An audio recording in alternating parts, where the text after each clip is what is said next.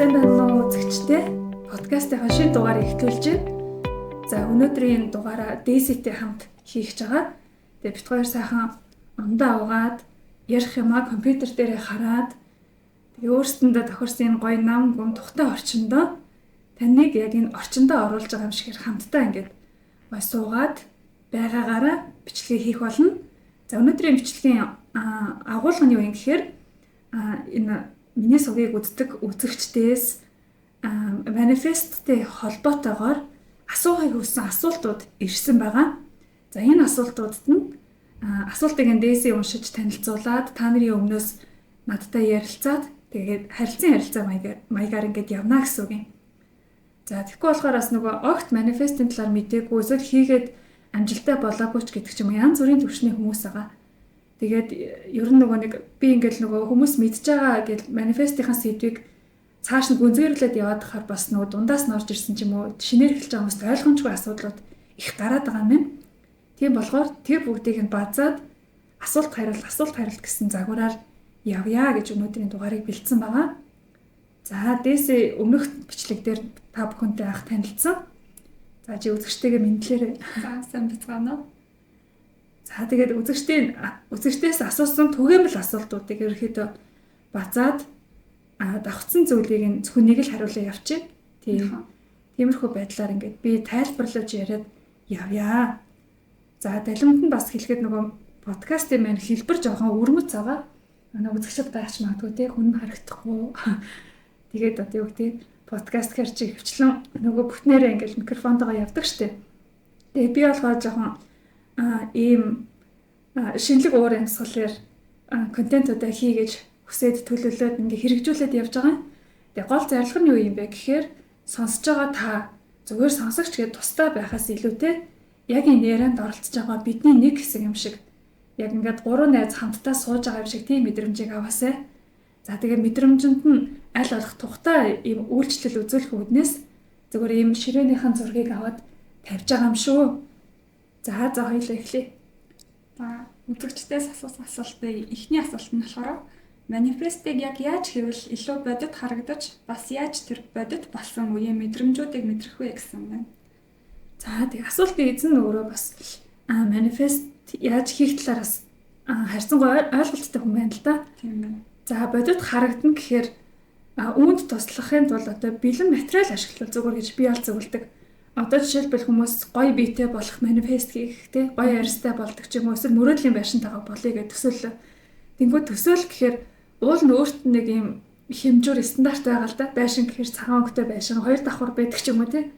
Тэгсэн мөртлөө яг нөгөө зураглаа ингэж зохиож хар гэхээр харж чаддгүй. Тийм болохоор миний зөвлөх үнцэг болохоор зүгээр л бэлэн материал одоо YouTube дээр гоё бичлэгүүд байдаг ш байшин гараа хилдэг, төвөр хийдэг. За эсвэл одоо гоё интернетээр хоёр давхар цагаан байшингийн загвар интерьер ч юм уу ингээд хайгаад ямар одоо засалтай, стилтэй, өнгө төрхтэй байшин надад илүү таалагдчихэв. Аялах байгаа газраа за гоё биетэй болгож байгаа бол яг ямар бие гоё гэж та харж байгаа. Тэр гоё биетэй хүний зураг ч юм уу, дасгал хийж байгаа бичлэгийг үздэг ч юм уу. Их мэтэр нөгөө нэг дараа нь толгойдоо ургуулan бодоход хэрэг болох тийм бэлэн материалтай болчихлоо амар. Тэгэхээр тэр материал дээр нөгөө нэг өөрийгөө орлуулад ч юм уу тий байшин байвал тэр байшин дотроо би явж ийн гэх мэтчлэнгээр ингээд төсөөлвөл илүү амархан байх болно. За тэгээ мэдрэмжийг нь мэдрийг гэвэл төсөөллөө сайн хийх хэрэгтэй. Одоо яг тийм гоё биетэй болонгуудаа тэр биен дээрээ нөгөө мөрөөдөж явсан даашин цаа өмсдөг ч юм уу эсвэл яг мөрөөдлийнхэн байшингийн цонхоор би ингээд аягтай халуун кофе уугаад суухад надад ямар санагдах вэ гэд тийм мэдрэмжийг одоо мэдрэхийн тулд сайн төсөөлөх хэрэгтэй. За хэрвээ шаардлагатай бол төсөөлөлд бууж өгөхгүй байгаа дах юм бол аль боломжоор тэрийг одоо үйлдэх жүжиглэх гэх юм уу та. Хэдийгээр яг мөрөөдлийн байшинтай биш байсан ч гэсэн одоо байгаа байшингийнхан цонхоор хараал тий би яг мөрөөдлийн байшингаа цонхоор харахаар цонхоор нь тэр дүүрэг харагдана да эсвэл аймад харагдана да гэж одоо хэрвээ тийм байсан бол гээд биеэрээ үйлдэхээр нөгөө хүний мэдрэхүүнүүд илүү тод ажиллана. За ядчил одоо жишээ кофе уухтаа за би энэ кофегоо дараа нь мөрөөдлийн байшинтай чанж уунда гэд кофенийхөө үнрээр кайф авдаг ч юм уу. За эсвэл дэлгүүрт очиод мөрөөдлийнхэн даашин зэг өөр төрөө барьж үзэхтэй. За яг би одоо юу гэдэг тодорхой хэмжээний жин хасдаг ч юм уу. тэр хүссэн биендээ хүрчих юм бол энэ даашинс надад ингэж харагдах бах та. За ялангуяа нөгөө машин жишээ юм уу тийм эд материал манифест хийхийг хүсэж байгаа хүмүүс тэр материалаа туршаад үзчихвэл илүү бодит мэдрэмжийг төрүүлнэ гэж ер нь энэ чиглэлийн мэрэгчлэнүүд зөвлөдөг. Жишээлбэл одоо машин чинь бол харьцангуй нөгөө шоурум дээр очил дотор нь сууж үзэхтэй нөгөө туршилтын жолоодлого энэ төр хийж болдог штеп. Тэгээд ядаж нөгөө мэдрэмж хадгалагдаад үлдчих юм бэлээ. Оюун санаанд. Би өөрөө саяхан бас энийг туршиж үзсэн 2 сар орчмын өмнө. Нөгөө шинэ цоошин машин дээр тэгээд нөгөө нэг фэйсбүүкээр постыг харах чинь нэг өөр хэрэг. Очиод яг машиныхын доторх салуу энтрийг илж үзээд араа нь юм байт юм уу, өрүүл нь юм байт юм уу гэл ингээд доторх нэг лүк мүгийг онгойлгож үзэхэр чинь ингээд яг тэр мэдрэмж надад илүү боддоор ингээд дурсамж болоод үлдчихэж байгаа гэсэн. За тэгэхээр ингэж ийм аргуудаар энэ асуултыг шийдэж болно гэж хэлмээр байна. За 3 6 9 манифест хийхдээ нэг зүйлээ давтаж бичих хэрэгтэй юу гэсэн юм.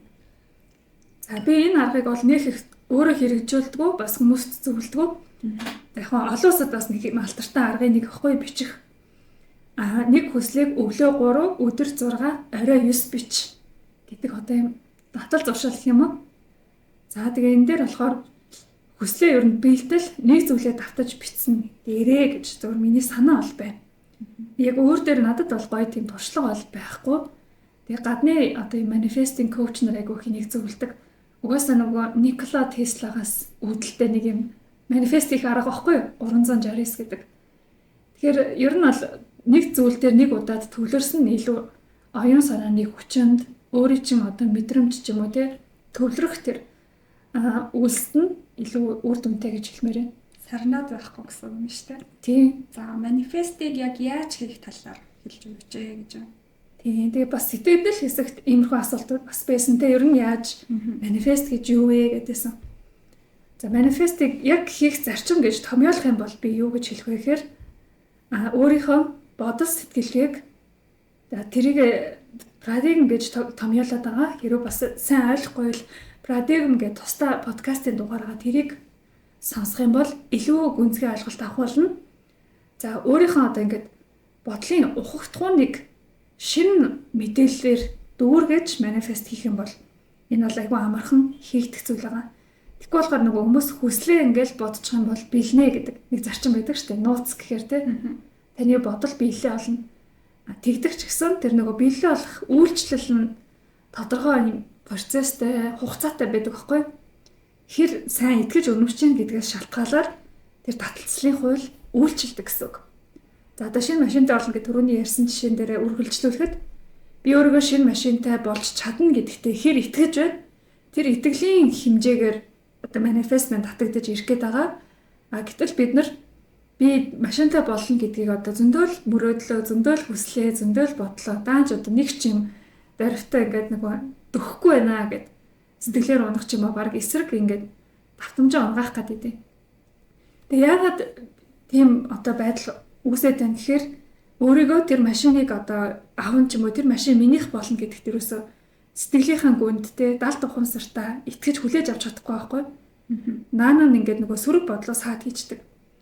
Энэ машин амар үнэтэй, надад энэ машиныг авах мөнгө байхгүй. За лизингээр авах байлаа гэхэд лизинг гарахгүй ч гэдэг ч юм уу тий. Эсвэл надад өөр зөндөө шийдэх асуудал байхад шинэ машинтай болох бол бүр 10 дугаар асуудал гэх мэтлэнгээр сөрөг итгэл үнэмшлүүд наана нь ажиллаад байгаа болохоор наан өнгөн дээрээ хичнээн би хүсэж юм би мөрөөдөж юм мөрхөн минь одоо энэ машиныг явуулаач гэсэн ч гэсэн болохгүй байгаа даа. За тэнгүүд яаж болох вэ гэхээр энэ машин бол тийм одоо сүртэй, үнэтэй, холын зүйл биш ээ. Байтгал зүйл миний хэрэглээ би энэ машиныг унах хэрэгтэй. Энэ машиныг би унахал болно. Минийх байх ёстой ч юм ингээд арай өөр нэг итгэл үнэмшлийн явагдаад байгааз энэ итгэл үнэмшил рүү өөрийнхөө одоо оюун бодлыг сэтгэлгээг шилжүүлэх юм бол манифест хийх нэ. Тэгэхээр манифест хийн гэдэг нь юу юм гэхээр өөрийнхөө бодол сэтгэлгээгээ эерэг утга руу шилжүүлээд итгэж үнэмшээд хүссэн зүйлдээ итгэж үнэмшээд түүнийгээ бодно л гэсэн үг. За манифест хийж хахад элдв янзын хэрэггүй бодлоод их орж ирэх юм уу гэдэг чинь. За тэгээд угаасаа манифест хийгээгүйсэн ч гэсэн бодлол замбраагүй тий өдөрт хэдэн мянгаараа ингээд бэж идгээ. Тэгэхээр бодлоо зэгцэлж сурах тэр одоо аргачлалуудыг хэрэгжүүлэх шаардлагатай. Ямар ч байсан би ингээд замбраагүй бодоод байна. За би бодлоо зэгцэлэх юм бол надад ийм өөрчлөлт дэвшил гарах гад байна гэдэг хүн ойлгож эхлээд энийг ухамсарлана гэдэг нь бол нэгдүгээр сайн хэрэг. За тэгвэл ухамсарлчлаа. Одоо энийг яаж хэрэгжүүлэх үү гэхээр одоо бодол зэгцэлдэг янз бүрийн хувь хүний хөгжлийн номнуудаас ч юм уу сураад аргачлалуудыг хэрэгжүүлж болно. За миний зөвлөх арга бол бичих байгаа. Хүн бичгээр яг бодож байгаа бүх юмаа галзууны өвдрийн тэмдэглэх шиг буулгах нь айгүй цөөхөн байдаг. Яг нэг боловсруулад те нэг арай өгүүлбэр зүүн хувьд ч юм уу утгатай болгоод ч юм уу. Эсвэл хамгийн хэрэгтэй гэснүүдээ ингээд хүн бичдэг. Ягаад гэвэл замбраагүй их юм бичих нь угаасаа хэцүү шттэ. Цаг их авна, гар ядарна.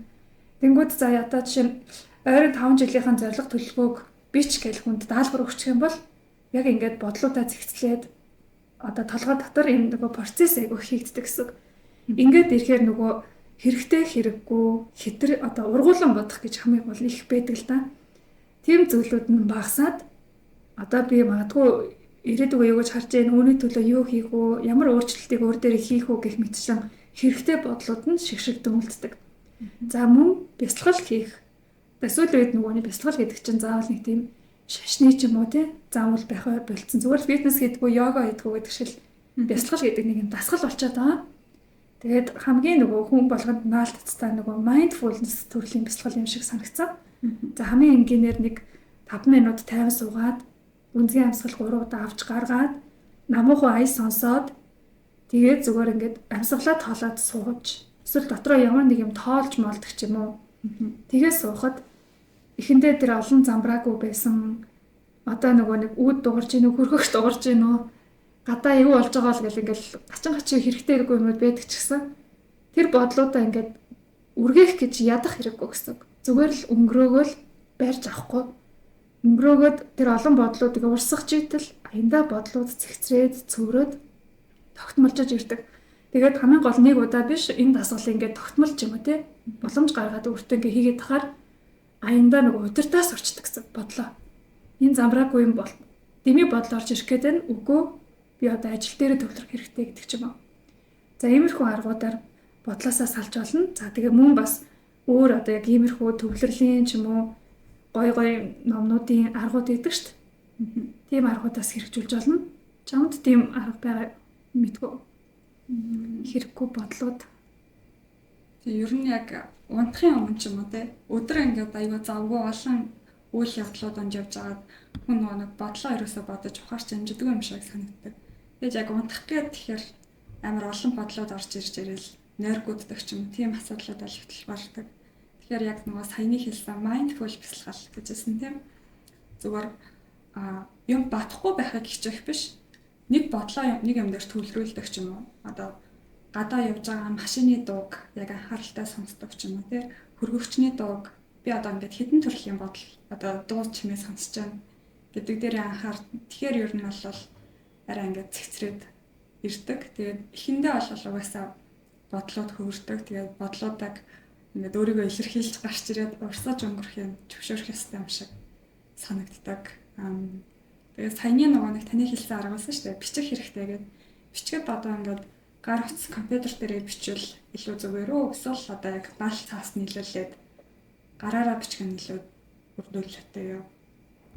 За яг хуучин сонсогдож магадгүй би бол гараараа гэхийг илүү төзөн.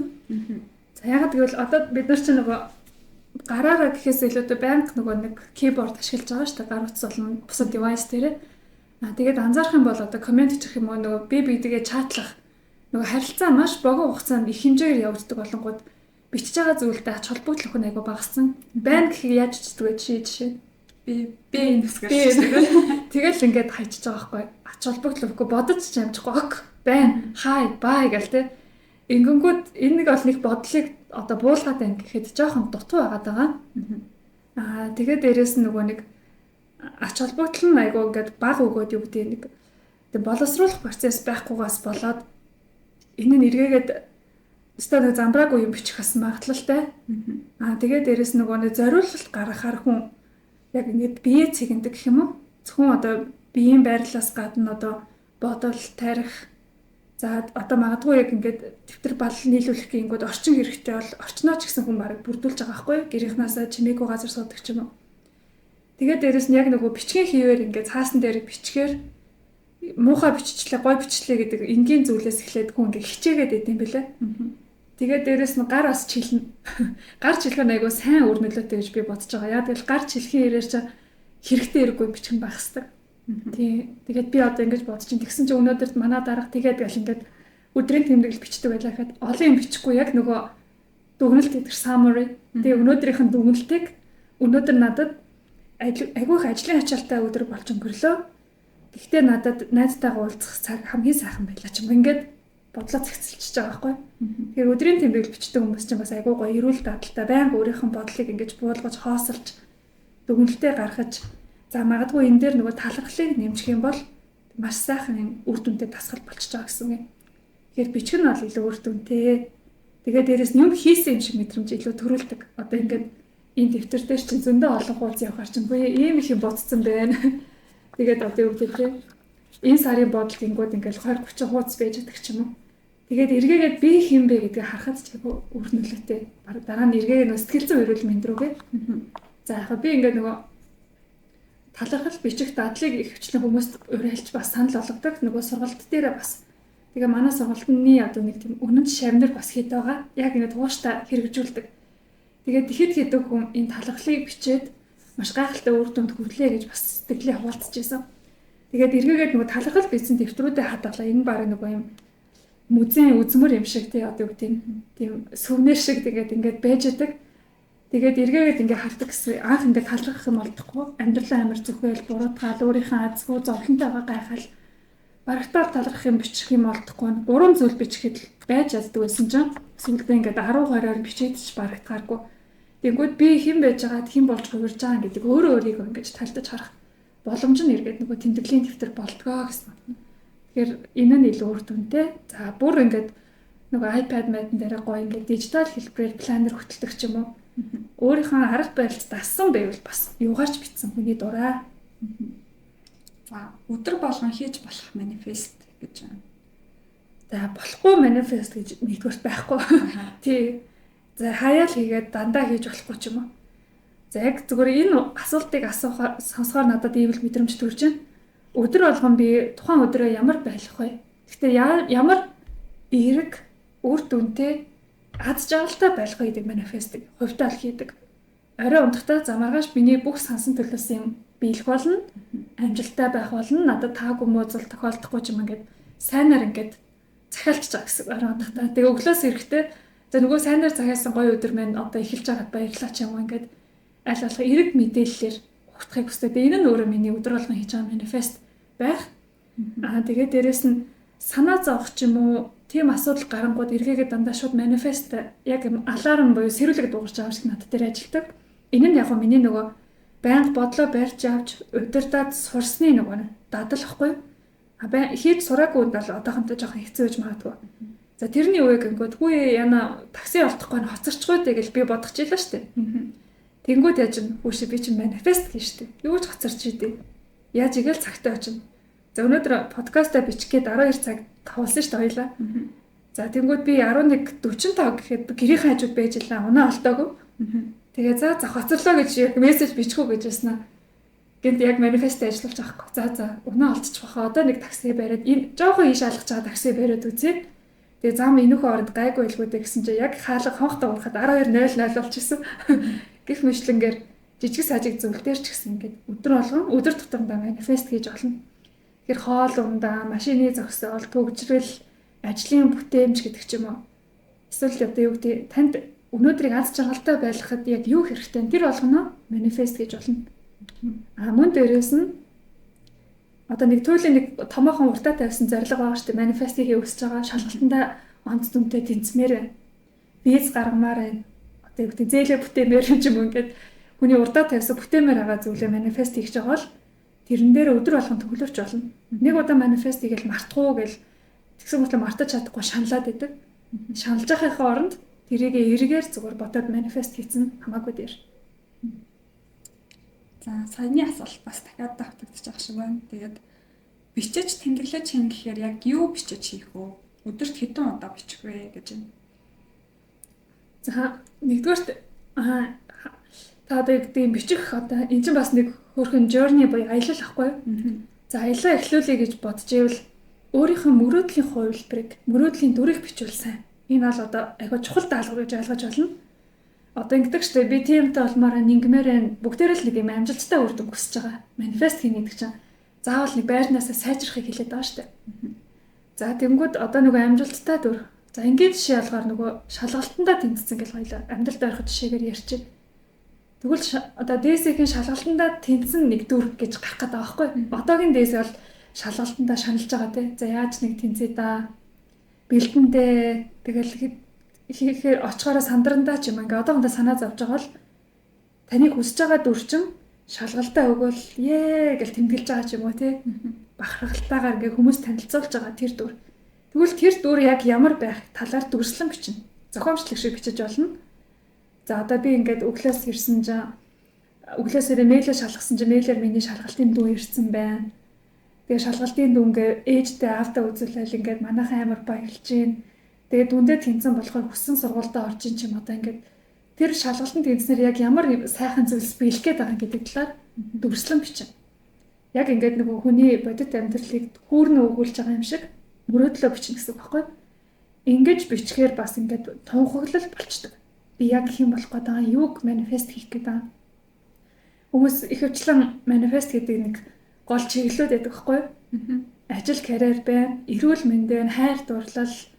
За карьер дотор саяны шалгал малгал баг орчих. Тэгэл мөнгө, эд баялаг байдаг. За тэгвэл яг иймэрхүү чиглэлүүд дээрээ саяны тунхаглалаа бичиж болно. Хайр гэвэл яг за энэ сайхан хантайгаа учирч үед таны хайр дурлалыг нэг өдөр хэрхэн өнгөрөх юм те. Хайрлуугаа нөгөө нэг хайртай шүү гэж мессеж бичих юм уу? Нөгөөд чи ингээд чамайг яаж нээж ин гэл халамжлах юм уу, тэрх юм уу, үнсэх юм уу ч юм уу тэрийгэ бичиж болно. Мөнгөтэй байх юм бол дансаа шалгасан чинь дансанд нь хэдэн төгрөг байх юм. Дэлгүүр ороод одоо үгдээ үн харахгүй худалдаа авалт хийм бин гэдэг ч юм уу ингээд сансандаа хөрсөн миний хувилбар яг ингэж амьдрах болно л гэдгийг бичвэл энэ бол айгуу чухал байгаа. Тэгээ магадгүй тэрийгэ бичиж явах үедээ хүн амар гоё төсөөлнө, мөрөөднө. Тэгээ дээрэс нь мэдрэмж төрнө.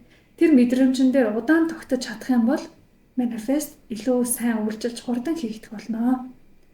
За дараагийн бичих зүйл бол дөрөвнийх шиг нэг өдрийн тэмдэглэл маягаар бодлоо буулгаж бичиж болж байна. За тэгээ энэ дээр би нэг ийм бас даалгаварч гэх юм уу санаа өгмөр байна. Сүрэг одоо ингээд яг татахыг хүсэж байгаа манифест хийхийг хүсэж байгаа асуудал үлгэж байгаа юм л да. За эрүүл мэнд гэдэг ч юм уу те. За тэгвэл эрүүл мэндийг манифест хийхэд надад цаадал одоо эсвэл сөрөг ихтгэл үнэмшил юу вэ гэдгийг бичнэ.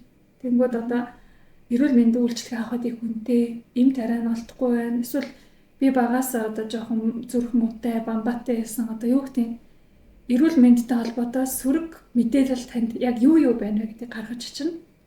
Дараа нь тэрийг туйлын эсрэг буюу эерэг болгож хуургаж чинь.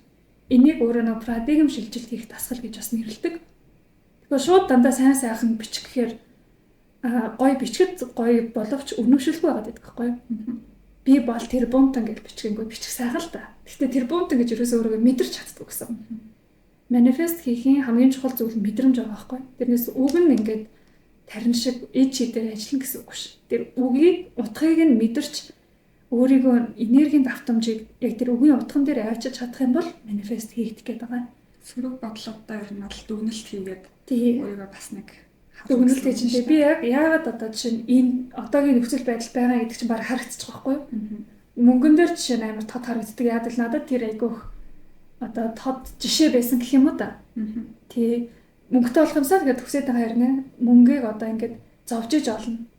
Би одоо ингэдэг байхгүй мөнгө орлогоо нэмэгдүүлэх гингүүд би ажиллаж байгаа одоо ажил хөдөлмөрөө 2 дахин нэмэгдүүлж ижил тэр төвшөнд хүрэх юм байна гэдэг өөрийгөө шууд ойлгоод тэнгууд эргээгээ тэрийг бичээд үзсэн чинь би ингээд мөнгийг заавал зовж ажиллаж иж олно.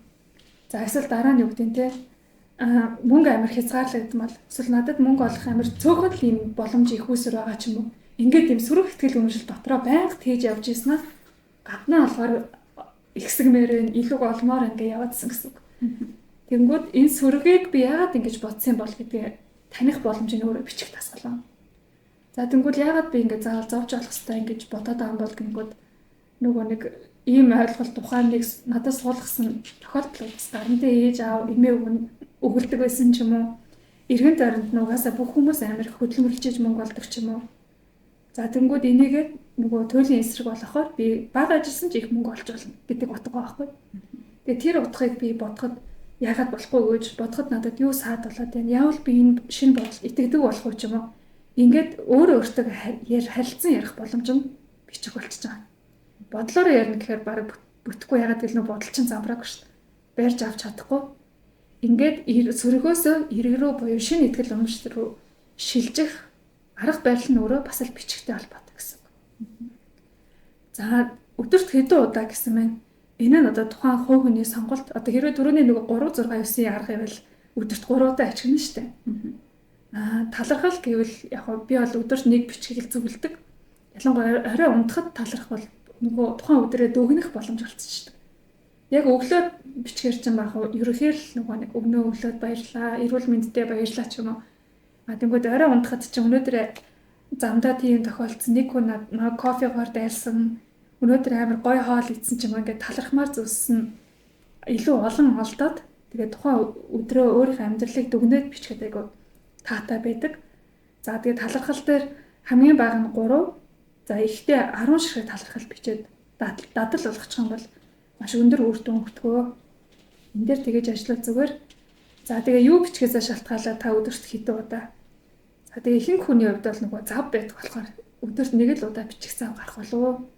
Миний нөгөө сонголтод хамрагдчихсан нэг сайн жишээнээс гэвэл албаар бүр одоо угаасаа тэгтээ сошиал ухах цагаа л бичгэд зориулчихад хүнд цаг гардаг юм билэ. Албаар өглөө өдөр орой 3 удаа 10 талархал бичээд маш богино хугацаанд өөрчлөлт гаргаж ирсэн хүн байсан. Тэгэхээр бас тэгсэн ч болно. За төсөөллийг яаж хийх вэ? За эхний нэгдүгээр асуултанд хариулахдаа баг хэлсэн ч гэж магадгүй те нөгөө бэлэн материал ашиглаад төсөөлөл их зүгээр. За надад болохоор ядгаар материал маш их баялаг байдаг. Яг тэгэхээр би маш их юм контент үздэг төрлийн юм баггүй юу? Кино их үзэн одоо гоё нэвтрүүлэг ч юм уу гэдэг. Видео дүрсээр ч юм уу үзэж харсан юм ихтэй. Тэгээ угаасаа сошиал ухтааж гэсэн бид нар байнга л гоё юм үзэж байгаа шүү дээ. Тэгээ магадгүй миний давуу тал нь юу юм гэсэн чи би нөгөө одоо сошиал суугаараа дагж байгаа одоо контент бүтээгч нар маань дандаа нөгөө миний дуртай хобби, пашнтай холбоотой тийм суугаад идэг гэх юм уу да. Интерьер, tiny home, эсвэл одоо гоо зүйтэй, гоё аяг маяг, гоё дэвтэр одоо юу гэдэг. Надад нэг тийм урам зориг өгөх. За тэгээд одоо чинь фэшн сонирхолтой юм байлаа гэхэд гоё фэшн блогрууд дагаж болж байгаа байхгүй. Тэнгүүд ийм гоё санаа, ийм гоё хувцас байд юм байна гэдэг мэдээлэл тархи руу авч байгаа байхгүй. Тэгээд тэр тархинд орсон мэдээллүүд маань эргээгээд хооронд нэвлүүлээд нэг юм зохиомж гаргахад айгүй амархан болчихж байгаа гэсэн. Одоо магадгүй таныг хамгийн тансаг одоо байшин төсөөлдөг гэвэл та ямар байшин төсөөлөх вэ? Үзэж харсан хамгийн тансаг хэмжээндээ л барих гэдэг байхгүй.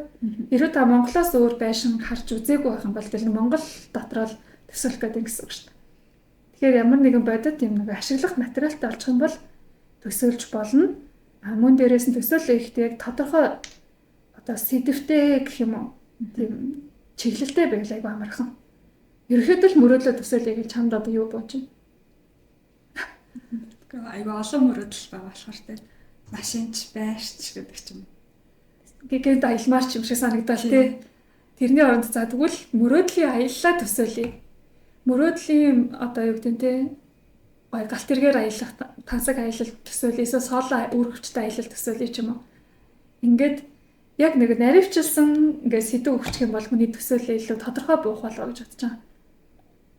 За тэгээ одоо гоё гэр бүлтэй олмоор гэвэл гэр бүлээ төсөөлдөг ч юм уу тий. Эсвэл танд энэ бол төгс гэр бүл юм а гэж мэдрэмж төрүүлсэн ямар тийм зураглал байдгийг тий.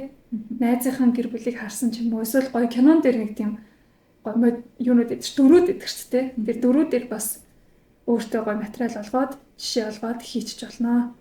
Ерөнхий байх тусмал төсөөлөхөд хэцүү нөгөө нэг хэрэггүй олон бодлоод орж ирээд замбраагүй талдаг. Миний бас нэг хувилбар нэг мөрөөдлийн самбар юм шүү дээ. Тий. Тэр тухай энэ асуултууд баг байгаагүй тий.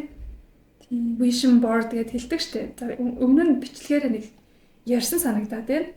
Гэтэ ер нь бол одоо орчин үеийн хүмүүс нөгөө ажил карьер дээр дандаа л мөрөөдлийн самбар хийдэг болцсон мэдж байгаа. Тэнгүүд нөгөө амьдралдаа бий болохыг хүсэж байгаа зүйлсийн зураг болон үгээр ингээд кодлоод самбар дээр тавьдаг шүү дээ. Тэгээ тэрийг хараад төсөөлөхөд амар байдаг. За миний нөгөө нэг яг энийг хэрэгжүүлдэг арга болохоор би нөгөө цааснаас материалын байдлаас нөгөө дижитал хөлбөрт шилжсэн. Тэгээ нэг нөгөө сайтны давтамж групп дээрээ бас тусдаа хичээл болгоод оруулсан байгаа ярьжсэн. Одоо ч гэсэн миний гар утасны дэлгэцэн дээр компьютерийн маань нөгөө деск wallpaper дэлгэцэн дээр ингээд vision board байгаа байхгүй юу хүсэж байгаа юуг бий болгомоор байна. Юун дээр төвлөрөх вэ гэдгээ ингээд өөртөө кодлоход бол оруулж байгаа. Тэгээд гол нь тэр хэрвээ ямар нэгэн байдлаар ингээд самбар хийлээ гэхэд тэрнээсээ хүн тийм сайхан мэдрэмж авдаг байх нь чухал. Гол нь мэдрэмж. Тэгвэл одоо би хуучин ингээд хэдэн жилийн өмнөх самбарнуудаа бодохоор айгу дарамт мэдэрдэг байсан байлээ. Яана хизээ юм болно тий. Нөгөө ялангуяа хугацаа тавьдаг шүү. Энэ жил би тэгнэ гэсэн чинь энэ жил дуусгаал гэдэг. Тий нөгөө тэгнэ гэсэн юм чи ерөөсөө явагдаагүй. Тэнгүүд ингээд дарамт мэдрээл тэр мөрөөдлөө хүмүүст харуулахаас бараг ичээл юу гэдэг нэг тийм хэлсэн амд эзэн болж чадахгүйдаа ингээд жоо готрах гээд байгаа юм шиг. Тийм мэдрэмжийг төрөөд идэг. Тэнгүүд магадгүй амар гоё юм аяллаа нөгөө нэг байршлын одоо гоё Парисын цамхагч байдаг ч юм уу тий эвлээ. Яг тэрийг харангуй харах болгонд л нэг тийм би тэнд очиод амар гоё романтик ажил хийж юм уу. Үнэхээр тэгэж тийм сайнаар мэдрэмж авдаг байвал айгүй зүг байгаа. Тэгээд энэ дээр яг нэг тод жишээ санагдчихэв нөгөө миний нэг таньдаг ихч гар утасныхаа кейсэн дээр ингээд нэг юм чемодан барьсан гоё хүүхний зурагтай юм кейс хийцээс ахгүй тэр юмхтэй ингээд юм шар үстэй гараа ингээд артаа чемодан яцаг ингээд нөгөө аялалд явлаа гэл нэг амар гоё эрхчлөөтэй амжилттай хүчрхэг юмхтэй тийм стилтэй. Тэгсэн чинь яг тэр кейсийг хийгээд хитгэн сар болсон. Тэр кейсээ харах болгонд бол яа би ингэж аяландаа л гэж боддог байсан юм л да. Тэгээ яг жихнээсээ нөгөө нэг Америк руу аялах боломж олдоод аялсан билээ. Одоо нөгөө бизнесийн аялал хийгээд тэгээ аялаад яг гарсан чинь онгоцны буудлын дээр өөрийнхөө зургийг харсан чинь өөрөө шар үстэй яг тийм чемодантай. Тэгээд позо яг адилхан барьсан байсан. Тэнгүү тэр нөгөө 70 ухамсартай яг өөрөө ирэхгүй адилхан хийцэн байгаа байхгүй. Тэгэхээр миний бодлоор тэр кейсээ харах болгондоо дандаа амар сайнаар мэдэрч тэр энергийг дууддаг байсан. Тэгээд төсөөлөд бодит болгож чадсан байна. За, шивнэх манифестын талаар асууж байна. Яаж хийх вэ? За, угаасаа нэг богино тусдаа бичлэг байгаа. Энэ бол зүгээр л нэг манифест их техникийн арга. Одоо мөрөөдлийн самбар бичих, хэлэх гэдэг ч юм уу те төсөөлөх гэдэг дандаа юм аргачлал тахгүй юу? За, тэгээд нэг юм байж болох юм аа гэдэг шивнэх арга юм. Тэнгүүд энэ асуулт нь болохоор нөгөө тэр хүнийхээ гэрт байгаа гэж төсөөлөх үү ч юм уу. Тэгэж наривчилж асуусан баг шиг байна. За шивнэх манифест болохоор зөвхөн энэ төсөөллийн манифестыг харгын нэг юм. Тэгээ одоо товчхон ярьж өгөх юм бол юм баггүй юу? Одоо би ингээд дарагтаа намайг тушаал дэвшүүлээч гэж хэлхийг хүсэж байгаа гэсэн үг баггүй юу? Миний одоо хүсэж байгаа манифест жишээ нь. За тэнгүүд би одоо ингээд арай унтахгүй ингээд нүдэн анаад төсөөлнө. Нэг хоос өрөө төсөөлөө эсвэл одоо танил өрөөч гэж болно. Тэр байршил нь хаана вэ? Танах вэ нөө манах вэ нэ тэр сонирмшихгүй. Зүгээр тэр мэдрэмжийг мэдрүүлэхийн тулд албаар өөртөө юм одоо түүх зохиож бодож байгаа байхгүй. Тэгээд би дараагийнхаа нэг өрөөнд сууж ирнэ гэж төсөөлнө.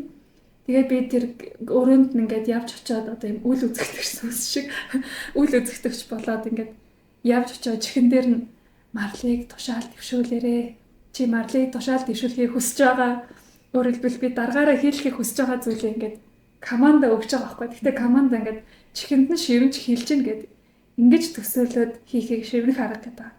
Тэг яг олон улсад ингээд нөгөө ашиглагддаг хамгийн түгээмэл байдал нь юу юм? Нөгөө хайр дурлалын сэдвээр айгүйх одоо сайн хүндээ ч юм уу те над руу мессеж бичтэй намайг одоо миний үерхэх саналд тийм гэж хэлмэл гэдэг ч юм уу иймэрхүү аргаар их ашиглад юм байлээ. Тэгээд миний сонсогчид ч гэсэн дандаа тийм сэдвээр л ашиглаад байгаа болов уу гэж харагдаад байдаг. Тэгээ зөвхөн л өөрийнх нь хүслийг тэр хүний чихэн шивнээд тэр хүн чиний шивнсэн үгийг биелүүлж гин гэдэг ийм одоо уран зөгнөлт төсөөллөө. Тэнгүүд яг би энэ бичлэгэн дээр яг энэ бэлэн загвар зүгээр боловсруулад шууд хүнд сонсогчтой хэлж өгсөн байхгүй. Тэгээ нөгөө нэг guided meditation шиг загвартай заа чи янда ингээд өрөөндөө явж орлоо. Нөгөө хүн чинь сууж ийн мууж ингээд юу төсөөлөхийг нь бэлэн зааварчлаад явдیں۔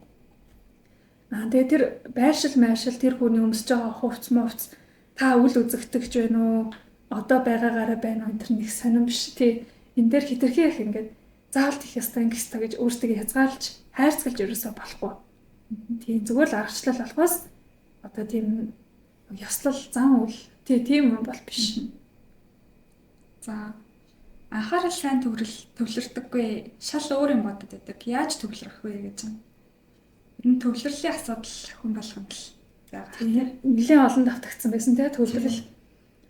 За тэгээд энэ бол бараг магадгүй өнөөдрийн бичлэгийн хамгийн чухал асуултын нэг. За яагаад гэвэл одоо ингээд хүмүүс харьцангуй хувийн хөгжил их хөдөг боллоо. Одоо өөртөө хөгжүүлэх, өөртөө сайжруулах, өөр дээр ажиллах гэдэг ингээд айгуу тийм гоё эерэг өөдрөг ухамсартай болж ирж байгаа. Тэгээд нөгөө хийхийг хүссэн юм, суралцахыг хүссэн юм их болгон хэрээр яг энийг хэрэгжүүлэх асуудал нь юу болж үүссэн гэсэн чи яг энэ төвлөрөл болоод байгаа. За одоо жишээ нь би ч гэсэн ингээд өөрийнхөө ажил төрөл дээр айгүй олон ингээд бодсон сансан санаа байгаа боловч гүйцэтгэх гэхээр цаг хугацаа амжихгүй. Тэгээд амжихгүй байна уу? Би надад үнэхээр тийм цаг хомс энэ үгэнгүүд магадгүй өгөгдсөн цагтаа төвлөрөөгүй хувийн нөгөө тайм менежмент зохион байгуулалт сайн хийгээгүйгээс болоод айгүйх боломжийг бид нэ потенциалыг алдаад байна.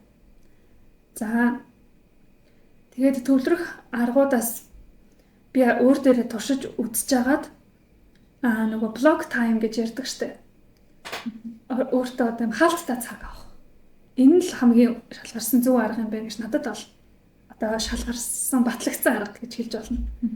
За жишээлбэл одоо бид нэр компьютер дээр ихэнх нь ч юм уу одоо ер нь л суугаад ажил хийдэг басан хичээлж байна уу, ажиллаж байна уу дандаа л баг компьютер дээр явагдаж байна. Тэнгүүд компьютер дээр ингээд сууж байгаа нэртэй мөртлөө энд нөгөө Facebook чатыг шалгаж идэг, босч идэг, цай уун дууж идэг, хүмүүс орж гарахад яриа хөөрөө хийж идэг гэд ингээд сатаар л ихтэй хата. Харахад ингээд компьютераар суугаал баг хоёрын хөртлөө суусан ядарсан гэдэг амөртлөө яг гарсан бүтээмж чи юу вэ гэсэн чинь нэг цаг анхааралтай баг ингээд юм бичиг байгадаг ч юм. За тэгээд блок тайм гэдэг нь бүх сатаарлаас өөрийгөө төгжээд ингээд төвлөрч суухыг хэлж байгаа юм. За тэгээ инкент бол яг өөртөө зориулалт гаргана. За нотификейшнуудаа унтраа эсвэл одоо шаардлагатай дуунуудыг хаачдаг. Би бол ерөнхийдөө төвлөрөх цагтаа гар утсынхын дууг хаана. За тэгээ нэг компьютер дээр нөгөө хэдийгээр ажлын шаардлагаар одоо сошиал медиа чиглэлээр их ажилладаг учраас дандаа сошиал суугаад нээлттэй идэг л та. Гэхдээ нөгөө Facebook гэж юм Instagram-ийн нөгөө нэг табуудаа мьют болгоо хаачдаг. Өөрөөр хэлбэл тэнд одоо надад шинэ чат юм уу мэдээлэл ирсэн ч гэсэн дуугарахгүй, саад болохгүй. За тэгээ дээрэс нь би одоо ингээд яг төвлөрөөд суулаа гэдгээ 90 тойрны хүмүүстэй мэдэгддэг тийм ярих юм байна уу, надаас асуух юм байна уу, надтай холбоотой ажил байна уу, байвал тэрийг нь төрүүлж хийчихэд тэгээ би одоо ингээд 2 цаг ороод суулаа шүү гэд ажлынхантаа ч юм ингээд хэлж болж байгаа. Тэгээд нэгэнт бүтээмжтэй сууя гэсэн дээрээ нэг удаадаа 1-2 цаг ер нь бол ингэж блок тайм аваа суудаг. Тэгээ одоо жишээ нь би шинэ контент хийх, ажил хийх байлаа. Эсвэл подкастынхаа ярианы агуулгыг бэлдэн ч юм уу нэг юм зорилго байна шүү дээ. Тэр зорилгон дээр л тэр нэг цагтаа төвлөрөх гэсэн үг. Тэрийгээ дуустал өөр юм руу сатаарахгүй. За энэ байдал бол жоохон сахилга бат шаарддаг юм шиг хэрнээ. Айгүй үр дүнтэй. За тэгээд дундуур нь өөрийгөө бас нөгөө нэг зовохгүй, хитрхээ нөгөө нэг ядраахгүй тулд хөрхөн нэг 5 минутын 10 минутын завсарлага авна. Тэгээд нөгөө помодоро арга тий. Тэр арга ер нь хамгийн олон улсад угаасаа шалгарсан. Эвтэйхэн. Тэгээ помодоро арга ашиглаж юм. За төвлөрж явах үедээ бас юм нөгөө тархинд юм сайн нөлөөлөл үзүүлдэг. Ядраадгүй төрлийн гоё ай хөгжмүүд бас сонсож юм. Зарим тохиолдолд нөгөө байгалийн дуу чимээнүүд бас гоё ажилдаг. Борооны чимээ, салхины чимээ. Тэгээд далайн давлгааны чимээ бас амар гоё мэдрэмж өгдөг юм байлээ. За тэгээ базаад хэлэх юм бол юу гэж нэхэр хаалттай цаг авна. Нэг удаад зөвхөн нэг ажил дээрээ төвлөрч тэрийг анхааралтай хийн. Анхаарлаа сатаар болохын тулд бүх юмнаас зайгаа барих нь байна. Тэгээ дээрэс нь угаасаа бидний чих гэдэг зүйл мөнхийн ажиллаж байгаа учраас нөгөө хүн орж гарлаа нэг үүд мөд хонх дуурдаг ч юм уу. Тийм юмд бас сатаарахгүй тулд чихэндээ нөгөө нэг айтайхан хөгжмөө авчдаг гэсэн. Тэгээ ингээд нэг 1-2 цаг суухад худлаа өнөө үр ашиггүй 7-8 цаг суусантай баг тэнцвүүц бүтээмж гарч ийна гэдэг судалгаа хүртэл байдаг. Тэгээ би бол энийг яг өөр дээрээ баталсан учраас ингэж бол хийдгээ. За тэгээд яг энийг хийхдээ ингээл бас олон янзаар туршиж үзээлээ л да. Хаяа нэг хөгжим сонсоол. Хаяа зүгээр ингээд дуртай хамтлаг дууштайхаа нэг study playlist, work playlist гэдэг байдаг байхгүй. Тэдрийгээ тавиад сонсох нь заримдаа тааламжтай. Заримдаа дуу сонсохоор нэг дууны үг бодогдоод толгой ажилуулад шал дэмий юм байна гэд юу ч биш юм сонсох хэрэгтэй байна гэл. Ингээл янз бүрийн олон юм туршиж үзэж хагаад сүүлийн үед дурлсан нэг төрлийн контент юу гэсэн чинь нөгөө study with me гэдэг төрөл. За тэгсэн чинь ажин хэрхэн нэгэн ажил хичээлээ хийж төвлөрч суугаж байгааг нь би бичлэгээр үзэнгээ хантай хамт сууж байгаа гэсэн үг. Тэр хүнийг би танихгүй зүгээр л ютубер байгаа. Гэтэ тэр хүний ингээд хөдлөхгүй те яг ингээд 25 минут гэсэн 25 минут юм хийгээл номоо уншаал 5 минутын засалгаанаар босч юм хумуучаал тэгээ байж байгаа нэг ингээд би ганцаараа биш нэг хүнтэй хамт байгаад тахаар нэг тийм гоё хийх сэтэл айгу хүчтэй төрөөд идэв юм. Тэгээ дээрэс нэг тийм тааламжтай амралтын байдалтай хэвүүдээ нэг тархинд амьдарч байсан сэтгэл зүйд амар эрэг нөлөөлөл үзүүлээд тэгээ энэ төрлийн контент юу н гоё юм шүү гэж яваад тэг ягаад би энийг хийж болохгүй гэж гэдэг дээр төвлөрсөн байгаа. Тэгээд яг энэ одоо агуулгын хүрээнд үзэгчтэй бас танилцуулахад яг энэ study with me гэдэг төрлийн контентыг өөрийнхөө сувг дээр шинээр DC болон бас нэг найзтайгаа ингээд хамтраад хийж эхэлж байгаа шүү. Энийгээ мэдэгдээ. За бид нарын бас study with me төрлийн контент хийж байгаагийн бас нэг шалтгаан нь бол үзэгчтэй бас ингээд бүтээмжээ нэмэгдүүлээ, төвлөрч сууж сурыг гэдэгт нь хань болоод те. За яг л та бидний нэг найз юм шиг нэг хэсэг юм шиг ингээд хамтдаа суух боломжийг олгож байгаа. Тэгээ энэ нь бас танд нэг бодлын тийм оюуны амралт болох зорилготой те. Амар ингээд нухаал ядрах гэдэг юм биш. Яг л гоё 30 минут юм уу 40 минут төвлөрөөд юмаа хий 10 минут завсарлагаараа гоё сайхан цай ундаа уучим. Тэгээ бид нар өөрсдийнхээ яг жинхнээсээ тэгэж төвлөрч сууж байгаа үйл явцын бичлэгийг баримтжуулан бичээд ийм бичлэг контент олгож тусдаа оруулах гэж байгаа байхгүй юу?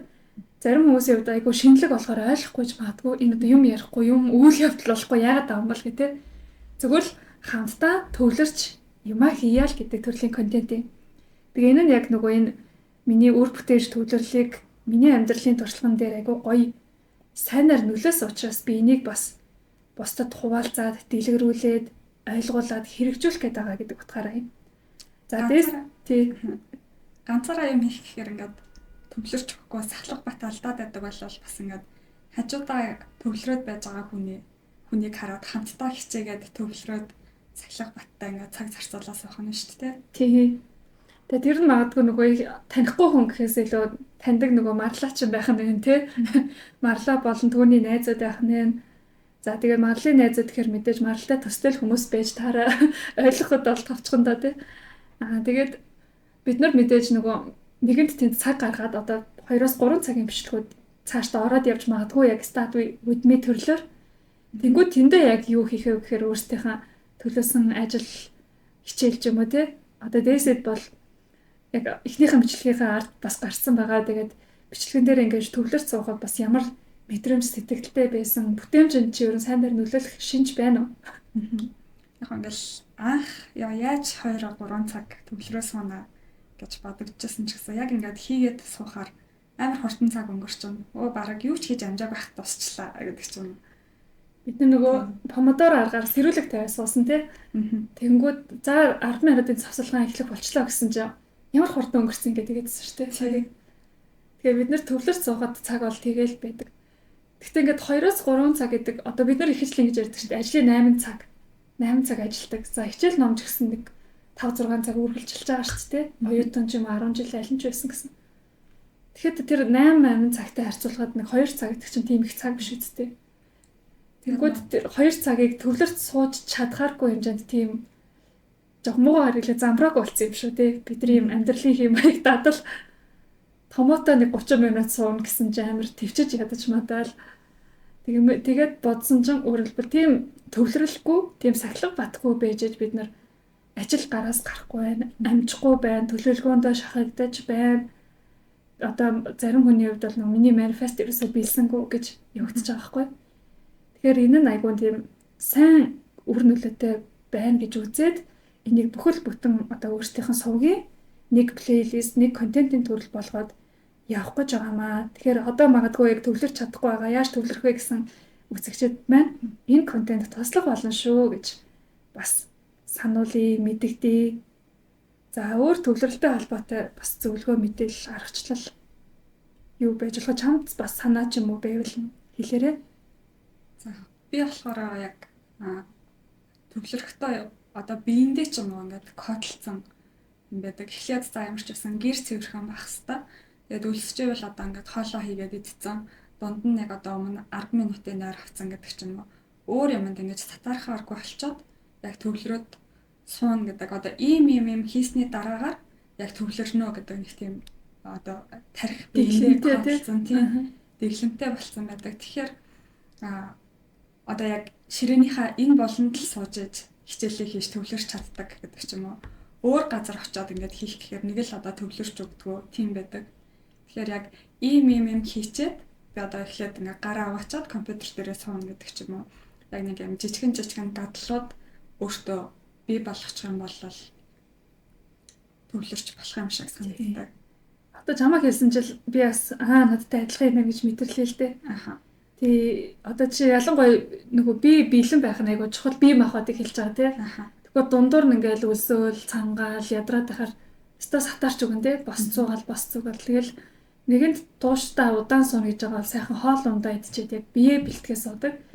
Дээрээс нь яг нөгөө нэг тэгж жагаад хийндэ гэж бодсон юм ингээд нүдэнд их харагдаад байхаар 50 байж чаддгүй тий. Магадгүй зарим хүмүүс өөр зантай байх л та. Магадгүй карантинд ч аяга овоолостой байхад та төвлөрч ажил хийж чадахгүй л гэсэн үг. Ээжийг ирэхээс өмнө одоо гялс аяга угаахгүй болохгүй даа гэдэг нөгөө ажилдаа төвлөрч чадахгүй гэдэг ч юм уу. Эсвэл ширээгээ гой замбраатай болгодог ч юм уу тий. Ямар нэгэн байдлаар одоо тухтай суух нөхцлөө жин там болгочоод суугаар төвлөрч чаддаг байх нь. Тэгээд дээрэс нь нөгөө миний хувьд цадынхан яг тэр эрхчлөөгч юм уу хуваарлтыг яг хийж өгөхөр хүн 50 байж чаддаг. Тэгвэл нөгөө яана за дараагийн юм хийх болчлоо амжихаа боллоо гэд. Жишээ нь би нөгөө бясалгал хийх дээр яг аягүй сайн мэдэрсэн байхгүй.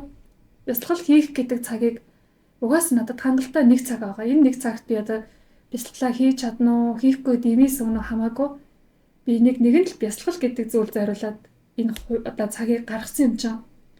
Одоо эрхчлөөтэй энийг идэл гэж өөртөө өгөхөөр яг ажилт юм билээ. Тэгэхгүй бол нөгөө гяст бусад ажлуудын дундуур сууснаа яна төвлөрч чадахгүй. Эсвэл төвлөрөхөд нөгөө бясалгалаа хийх гээд суусан чинь араа жинэлдэр аяга угаах ч юм уу тий жижиг зүйл хүртэл бодогдвол за яна хүүхдийн тарах цаг боллоо ингэсэр л орой олны цаг боллоо гэж шал өөр юм бодоод тэрийгэ хийгээгүй бэжж худлаагаасаа нөгөө тэрийгэ бодож сууж шаналж байгаа нь ямар ч төвлөрөл биш.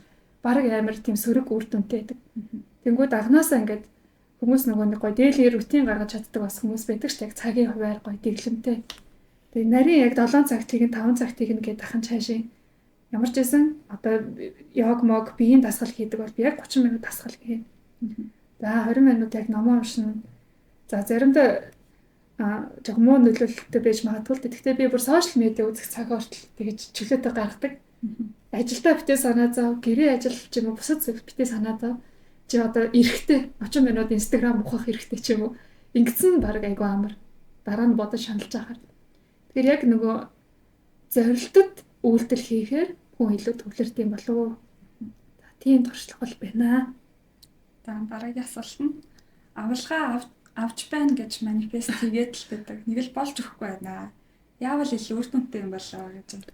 За тийм манифест хийгээд нөгөө олон техник арга байгаа гэсэн. Гэхдээ яг тэр аргуудыг хэрэгжүүлээд яг одоо тоочглж төвлөрөх зүйл чи юу юм гэхээр гоё үр дүн байхгүй юу? Эцсийн үр дүн нөгөө болчихсон байна, бүтчихсэн байна гэдэг үр дүн. За тэнгууд авалгаа авна гэдэг үр дүн өөрт нь хэрэгтэй байна л та.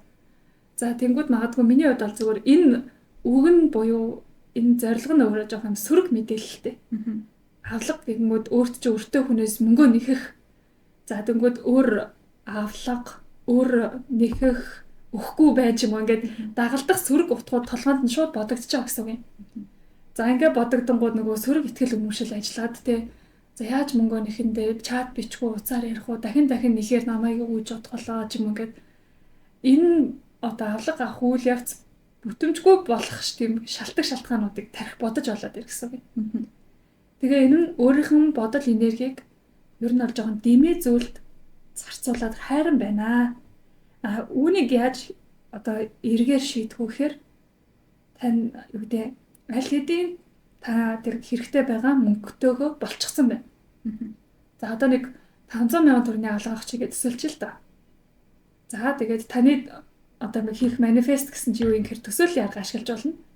За төсөөлийн арга эсвэл бүр нэг vision board-ийн арга байдаг. Би нөгөө дансны хуулга скриншот хийгээд тоогийн дарж агаад хүссэн тоогоо тавьдаг тийм арга байгаа шүү дээ.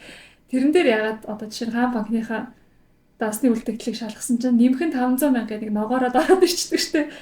Яасан гэсэн чинь нөгөө өрөө төлөвч юм уусэл тэрнээс гэх нөгөө хүн чинь нэрээ бичсэн баа шүү дээ. За дээсээс марл 500 мянга.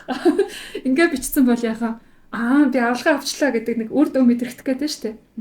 Тэгвэл шууд энийг манифест хийх гэсэн үг байхгүй миний би тэрнээс ингээд хэлээд манифест биш авалгаа аваад магаад гэдэг процесс хэрэггүй.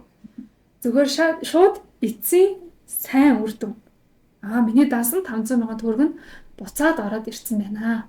Болцсон байна. Амжилттай би мөнгөө өөртөө авцсан байна ч юм уу. Ингэж үр дүн дээр нь төвлөрвөл илүү хэрэгтэй. Гэхдээ яг хоо зөвхөн энэ жишээн дээр биш ш бусад хүмүүс ч гэсэн бас санаа аваарай тий. Өөрсдийнх нь хэрэгцэн дээр эцсийн сайхан үр дүнгээ шууд төсөөлөд манифест хийвэл амжилттай болно. За үнэхээр санаж байгаа хүн эсвэл X дээр манифестийн арга хэрэгжилж болох уу гэж. За энэ харилцаатай л холбоотой. За нөгөө хайрын affirmation-ууд бас байгаа шүү дээ миний суваг дээр. Тэндээс бас өөрийнх нь мэдрэмжийг хөгжүүлж болно тий. Одоо хүн хэм байхын сонирм биш байхгүй X нэ нөө 2 дахь 3 дахь нэг одоогийнх эсвэл нөгөө crash нь байна тий. Зүгээр би тэр одоо хүсэмжит хүнтэйгээ хамт байхдаа ийм гоё хайрын мэдрэмжийг мэдрэх бах та гэдгийг өөртөө ингэж ургуулах, хүлээн авахд бэлтгэж тэр аффирмашнуудыг сонсож болно. Тэгэхээр ч одоо юу гэдэг бас л нөгөө түрүүний асуулттай адилхан аль хэдийн амжилттай болсон үр дүн дээр шууд төвлөрч ин гэсэн үг юм. Яаж тэрийг өөртөө татнаа? Яаж бит хоёр нийлнэ гэсэн юм биш байхгүй. Бит хоёр нийлчихсэн, татчихсан бүх юм бүтцсэн. Зүгээр тэр хүнтэй хамт байхаар угаасаа л ийм сайхан байх бах та гэдэг мэдрэмжийг та яг одоо цаг тэр мэдрэх тусмал тэр зүйл одоо бодитоор биелнэ гэсэн үг. Тэгээ бодитоор биелнэ гэдэг чинь тэр нөгөө наадах шатууд нь угаасаа амжилттай болно гэдэг утгыг илэрхийлж байгаа юм. За тэр утгаараа ингэж хайр дурлал ч юм уу харилцаан дээр ажиллаж болно.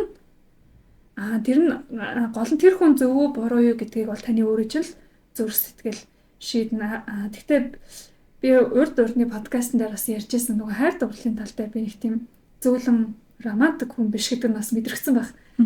Жохон хатуу байдаг л да. Одоо хүмүүс би яг тэр хүнийг л татмаар байна. Тэрийгээ яаж одоо өөрийн болох юм ч юм уу энэ дээр манифест хийх хүсдэг. Мэдээж хүний хүсэл гэдгийг ойлгож байна. Хамгийн гол нь таны одоо гэдэг хайр ч юм уу гоё юм эрүүл сайн сайхан харилцаанд байгаад аз жаргалтай үр дүнд мэдэрч байгаа байдал хамгийн чухал юм. За тэгээд магадгүй би бол энэ хайрын аффирмашны сонсохдоо зүгээр ингэж бодож байна. Хэрвээ үнэхээр боломжит ухаалсан одоо сонгосон хүн байвал тэр хүнээ төсөөлж болох нь бол болно. Хөнгүү бас байж болно. Зүгээр л та хайрын мэдрэмж, хайрын давтамжийг яг одоо өөр дээрээ мэдрэх нь чухалхгүй. Тэгээ би ийм хайрын мэдрэмжэн дээр байгаа юм байна гэдгийг хороо ертөнцид дуулгачаар хороо ертөнц тэр чинь бодит болгоно штэ. Хинтээ болох уу гэхээр тэр хороо ертөнц яг энэ мэдрэмжийг танд өгч чадах хамгийн төгс зөв хүнийг л явуулна гэсэн. Тэнгүүд тэр танд зогцох таныг яг тийм хамгийн сайн сайхан хайраар одоо ингэж гоё бэлхуулж жаргах тэр хүн нь таны одоо ойлгоод байгаа тэр X ч юм уу харж явдаг залуу бүсгүй ч юм уу тэр биш байж болно гэсэн үг байхгүй. Тэр бол бас л зөвл яг одоогийн төвшөнд таны хараад байгаа нэг үнцэг болохоос ш туйлын үнэн хорвоо ертөнцийн танд одоо магадгүй бэлдсэн хамгийн төгс заяаны ханчин мөнгө гэсэн үг биш байгаа. Тэгэхээр ялангуяа ингээд бусдыг их оролцуулсан, хувь хүнийг оролцуулсан манифест хийхдээ ер нь жоохон болгоомжтой байсан дээр. Тэгээ би болохоор жоохон иймэрхүү зүйлийг жоохон хувиа ачаасан юм болоо гэж бодоод байдаг байхгүй юу? Өөрөөр хэлбэл би тэр хүнд сайн байгаад ш тэр хүн надад сайн биш байгаад шүү дээ. Яг хоо тэр хүн надад дурлаад надад сайн байгаад битгаар хоёулаа ингээ би бидээ хайртай бол сайхан л та гэж мөрөөдөж байгаа л доо. Гэтэ би нөгөө тэр хүний сонголтыг өмнөөс нь шийдэхээс жоохон болгоомжлдог гэж хэлэх гээд байгаа байхгүй юу? Тэр хүний бас ингээд нөгөө өсөмжөд ч юм уу те мөрөөдлийн бүсгүй би биш бол яах вэ? Тэр хүнд тохирсон илүү надаас дээр хүн ч юм уу эсвэл надаас нэлээ ялгаатай хүн байж болно шүү дээ. Тийм болохоор үгүй би хорвоо ертөнцид тэр болдыг ч юм уу те батаг ч юм уу хүсэж байна. Бол бата хоёрыг над дээр илгээгээд ахаар чинь бол бата хоёрын амьдралд би ингээ хөндлөнгөөс оролцоод байгаа гэсэн. Тэрний оронд зүгээр намайг хайрлах миний зөв хүнийг ч юм уу те би зөв хүнтэйгээ байвал энэ гээд одоо тэрийг бол хязгааргүй гэж бодож болно. Надад тэгэж хандаад намайг хатар шиг хүндлээд одоо юу гэдэг үн чиг эрхлүүлээд яаж ч болно. Гэхдээ тэр нь заавал болт бата байх алтгүй гэдэг энэ тэр боломжийг нээлттэй орхиж манифест хийвэл илүү эрүүл гэж зөвөр дүгнээд байдیں۔ Чи эсэргүүцэж чинь үгүй юу? Байггүй. Эсэргүүцэж байна. Санал нэгж байна. Би эцэст ер нь яг нэг ганцаардаа байгаа ч юм эсвэл хайр халамж хүсээд байгаа тэр мэдрэмж чинь ингээд надаас шалтгааллаад яг миний дотор байгаад байгаа болохоос ш нөгөө нэг болт бата болол гадны одоо хоёр зөрчилгээд байгаад байгаа байхгүй. Тэгэхээр ер нь болт бататайгаа авчирсан ч гэсэн магадгүй нөгөө нэг ганцаардаа зөв хүн нь биш болол нөгөө нэг ганцаарцсан хайр халамж хүссэн мэдрэмж хэвээрээ байгаад ах гэж бас үгүйсэхгүй тий. За чиний хэлснээс бас нөгөө заавал хэлэх ёстой нэг санаа төрчлөө л да. Угаасаа л миний баг подкастын сувгийн нэг гол дэд сэдв болж явдаг өөрийгөө хайрлах гэдэг. Өөрөөр хэлбэл нөгөө та өөрөө хайрын давтамжин дээр байгаа тохиолдолд хайр танд татагддаг ирэх байхгүй юу? Тий.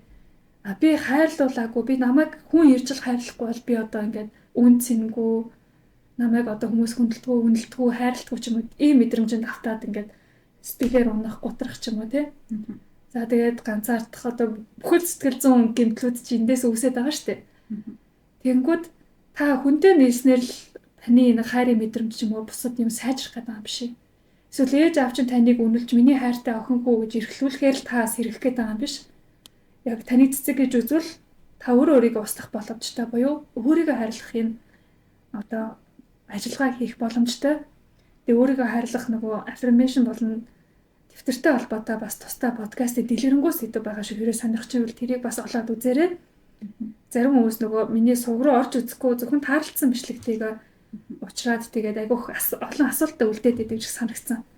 Тэгээ өөрийгөө хайрлах гэхээр нөгөө өөрийгөө алдаа оноотой ч нөө байгаар нь хүлээн зөвшөөрөөд өөрийгөө өмөөрөөд одоо юм хүмүүсээс хүлээдэг тэр гоё хайр анхаарал халамжийг өөрөө өөртөө өгнө гэсэн үг байхгүй юу? Ингээд ирэхээр нөгөө хүний мэдрэмж хайрын давтамжинд дээшлээд ирдэг. Тэгээд нөгөө магадгүй энийг дагаа таны өөрийгөө үнэлэх үнэлэмж, таны стандарт бүхий л итгэх итгэл энэ төр гээд бүхцүүлэн сайжирна.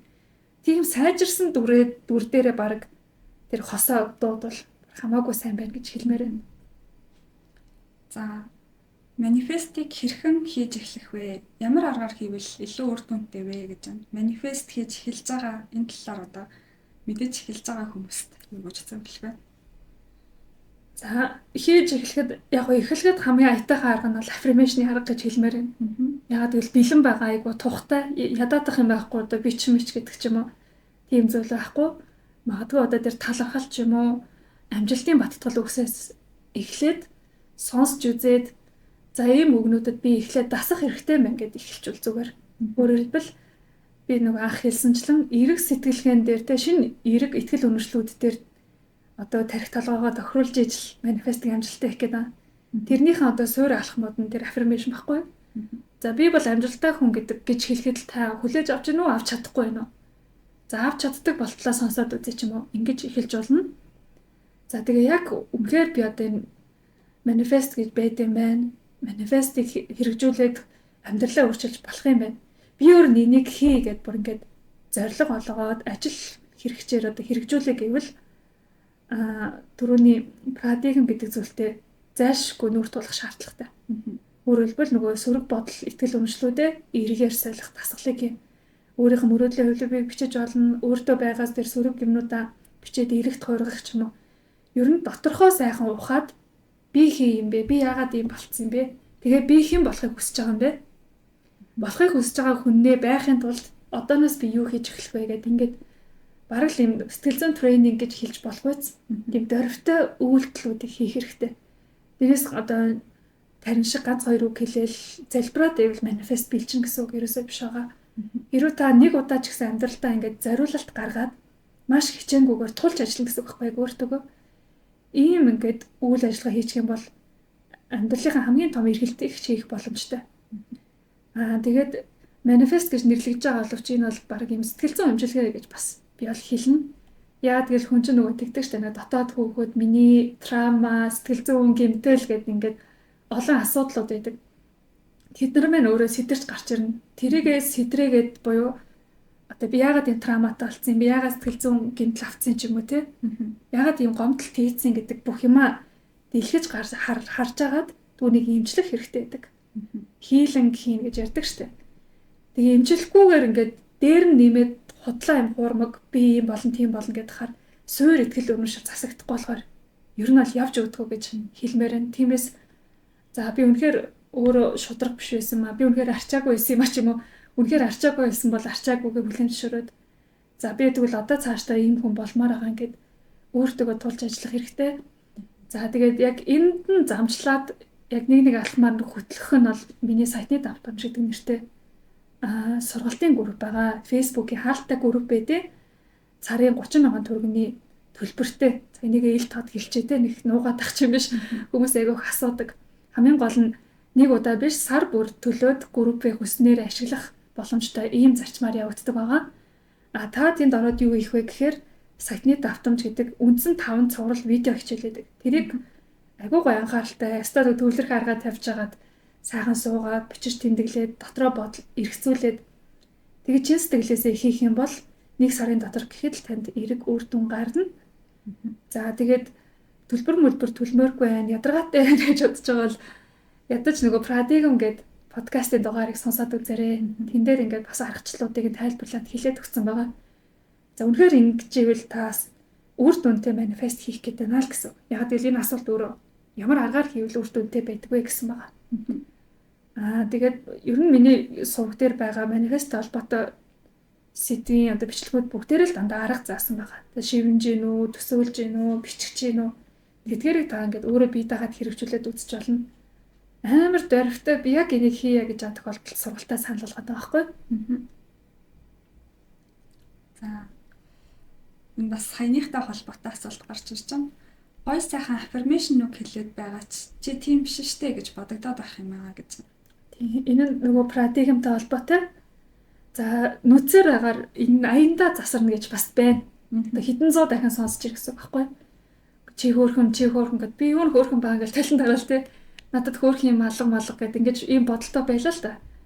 Гэхдээ нөгөө худал үгийг 1000 хэлэхээр үнэн болдог штэ. Тэрэн шиг чи хөөрхөн гэдээ хаар нөгөө дахин давцаар агаар за би хөөрхөн юм байна гэд хүлээн зөвшөөрөх тохиолдол байдаг. Тэгээ манай сонсогчид ч гэсэн энийг батлах байх нөгөө 1 жил 2 жил сонсон гэдэг ачаа. Сонссоор агаар одоо ингээд үнэмшилтэй болчдөг гэсэн юм. За тийм арга байна. Тэгэж цаг алдмааргүй байна. Тэр болтол нь би баг ингээд жоохон гутралтай сөрөг сэтгэлтэй байна гэж байгаа бол түрүүнийх шиг нөө дөрвтэй арга хэмжээ авахаас аргагүй. За би саний үгэн дээр жишээ авчи би хөөрхөн гэхэд би хүлээж авч чадахгүй шүү дээ. За би тэгвэл яагаад хөөрхөн гэж өөрийгөө бодож чадахгүй байгаа юм бэ л одоо сөрөг ихтгэл өмчлөлтөд бичих хэрэгтэй. За миний нүд ойрхон нүд онгоор давхраагүй одоо өөр юу гэдгийг одоо өөрийгөө хөөрхөн биштэй жингийн илүүдэлтэй ч юм уу сэвхтэй юу гэж боддгийг. Тэгвэл сэвхтэй хүн хөөрхөн биш гэж хин хэлсэн. Гэл ингээд хөөж болох байхгүй. Энэ бол одоо туйлын үнэн үү? Одоо цорын ганцгоос яхны стандарт хэмжүүр байгаа юу? Ингээд бодоод нөгөө нэг би хөөрхөн байхыг батлах оролдлого хийгээд ирсэн байхгүй. Ягаад ийм хөөрхөн байж болохгүй? Сэвхтэй мөртлөө хөөрхөн байж болно штэ ч юм уу. Тийм мэдээллүүдийг цуглуулж болно. Яа хамгийн гол нь хүлээж авч чадахгүй эсэргүүцээд байгаа нь тэр гүн бат ингээд тал тухамсрын төвшөндөө үүнтэй холбоотой сөрөг тийм Pradigm суусантай л холбоотой байна. Баг багаас нэглээд ингэдэг байж болж шүү дээ. Миний муу царай муута шар охин. Ээж аав чи юм уу тэгэж эрхлүүлдэг те. Шамичаад шар ивчин энэ гэлээ. Тэнгүүд би чинь шамгаар шар мар гэдэг ингээд дөртөө орцсон явж байгаа байхгүй юу? Энэ тэгэл юу юм гэхээр Pradigm байна. чамаа хин гэдгийг бусад хүмүүс тодорхойлоод ирсэн байсан байхгүй. Одоо уул нь надад би өөрөө хэн байх вэ гэдгээ тодорхойлох эрх чөлөө сонголт нь бүрэн байгаа. Зүгээр л тэрнлүү итгэж үнэмшгэд миний тэр хуучин парадигмад л саад болоод байгаа. Тэгэхээр парадигма засна. Март нь хав дар нуун гэж байхгүй. Заавал ил гаргаж засах хэрэгтэй. Хав дарж байгаа юмуд чинь тэгээд дандаа худлаа олоо авчдаг гэсэн үг. Жүжиглээл те. Тийм юм шиг дүр хэсгээд идэг. Тийм бол өөрөө бас аюух ядарна шүү дээ. За хэрхэн хийх болон тууштай байх талаар гэдэг асуулт байна. Хэрхэн хийх гэдгээ манифест хэлсэн баг те. Тэгэхээр энэ талаар түрүүн зөндөө ярьсан юм чинь Тууштай. Тэгээ тууштай байх вэ гэдэг. Тууштай байхад бол харин төвлөрөх хэрэгтэй. Төвлөрөл маань нэгдүгээр тусалж байгаамаа. Тэгэхгүй болохоор нөгөө санаа бол одоо урам зориг бол байнга л төрж идэг штеп ингээл жишээлбэл нэг гоё YouTube-ийн бичлэг үзэл яа би яг энэ хүн шиг болно нэрээ би өста хийнэ. За одоо нөгөө шинээр эхлэх нөгөө мөрөөдлийн улирал эхлэх байгаа штеп шинэ жил болголоо. За өста би шинээр 25 онд та яг маг гэдэг ингэнгүүт тууштай байж чадахгүй байх чинь төвлөрөхгүй дээрээс холбоотой. Гинт нөгөө өөр ажил гараал замбраагуудаал тэ цагийн хуваарь өөрчлөгдөөл хийн гэж сэтгэлдээ бодоод байгаа боловч үлдэж чадахгүй байх нь угаасаа нөгөө нэг тийм бүтээмж гарахгүй төвлөрөлтэй холбоотой. За дараагийн нэг том шалтгаан юу юм гэхээр зориг хангалттай тодорхой биш байх. Үнэхээр заавал тэрэнд хүрэндээ гэсэн бол хүн стас ахлах баттай нөгөө өөрийгөө өстэй чамаагаа босно гэдэг шиг тодорхой хэмжээний юм хүчлэл зориулалт гарна. За commitment гэдэг англиар үг байд юм аа. Тэгээд монгол дээр сайн буухгүй ингээл хүмүүс ер нь яриад байгаа. Одоо тууштай байдал гэж орчуулагдах гэдэг. Гэхдээ яг тууштай гэсэн үг бол биш. Би болохоор одоо юм идэвхийлэн улаарах зориулан зүтгэх ч юм уу. Тэгээд иймэрхүү санааг илэрхийлчихэж байгаа. Тэгэхээр commitment байхын тулд хүнд маш тийм хүчтэй яагаад гэдэгт нь хариулсан тийм шалтгаан зорилго авах хэрэгтэй. Чин сэтгэлтэй нөө. Тийм. Ерөнхийдөө л гой турам ч юм уу ингээд тэгснээр турах тал дээр дасглаа тууштай хийдгүү штэ. Яг тийм турах хүчтэй шалтгаан байхгүй. Ерөнхийдөө бусдыг даацсан ч юм уу. Ер нь турчвал надад хэрэгтэй. Шинэ жилээр нэг гой харагчвал хэрэгтэй гэдэг алууч би эрүүл хэвийн жин дээрээ байх ёстой. Энэ нь одоо миний амьдралын хамгийн чухал зүйлсийн нэг ч юм уу те. Би ингээ эрүүл хэвийн жинтэй байх юм бол дагаад бүх эрүүл мэнд би физиологийн одоо бүтээмж хүч мөч нэмэгдэн ч юм уу. Ач холбогдлын тийм өөр дээрээ хүчтэй мэдэрч авахгүй гэсэн үг. За одоо жишээлбэл би өөрийнхөө сахины жишээ хэлэхэд одоо чинь YouTube хийнэ гэдэг чинь би тууштай байхаг байгаад нь штэ. Тодорхой хэмжээнд тууштай байж ингэж миний ингээд 2 дахь 3 дахь ажил гэж явж исэн боловч хобби гэдэг төвшин рүү очисон. Ягаад гэвэл нөгөө илүү амьдрал ахуйгаа залгуулах мөнгө олох ч юм ажлууд нь урдуур нороодсон. За тэнгууд би одоо YouTube дээр тууштай байх чигээр зарлал бичлэгүүдээ хийж эхлэдэг байгаа шүү дээ. За тэнгууд энд яасан бэ гэхээр надад хүчтэй шалтгаан үүссэн байна гэсэн үг юм. Би түрүүчийн бичлэг дээр хэлсэн бахаа нөгөө бичлэгээ YouTube-ийн сувгийг одоо нөгөө хобби ч юм уу хаяа хийдэг зүйлээс илүүтэй бүр ажил тэр дундаа бизнес болох санаа байна. За бизнес гэхээр амар муухай ашиг хонжооны байдлаар нөх ойлгоод авчихдаг хүмүүс. За бизнес гэдэг маань бинд одоо тодорхой хэмжээний хөдөлмөр цагаа зарцуулж ин буцаагаад надад нэг үр өгөөж өгдөг байх буюу ашиг орлого авчирдаг байх юм бол гоё баланстай байгаад бич тогтмол тууштай контент хийгээд ах юм шүү гэдэг ийм шалтгаан үүсчихэж байгаа. За тэнгууд надад одоо нэг хийхгүй байх гэхээр урдных шиг тийм одоо бусад ажлын хойгоор орох тийм нөхцөлгүй болчихж байгаа байхгүй.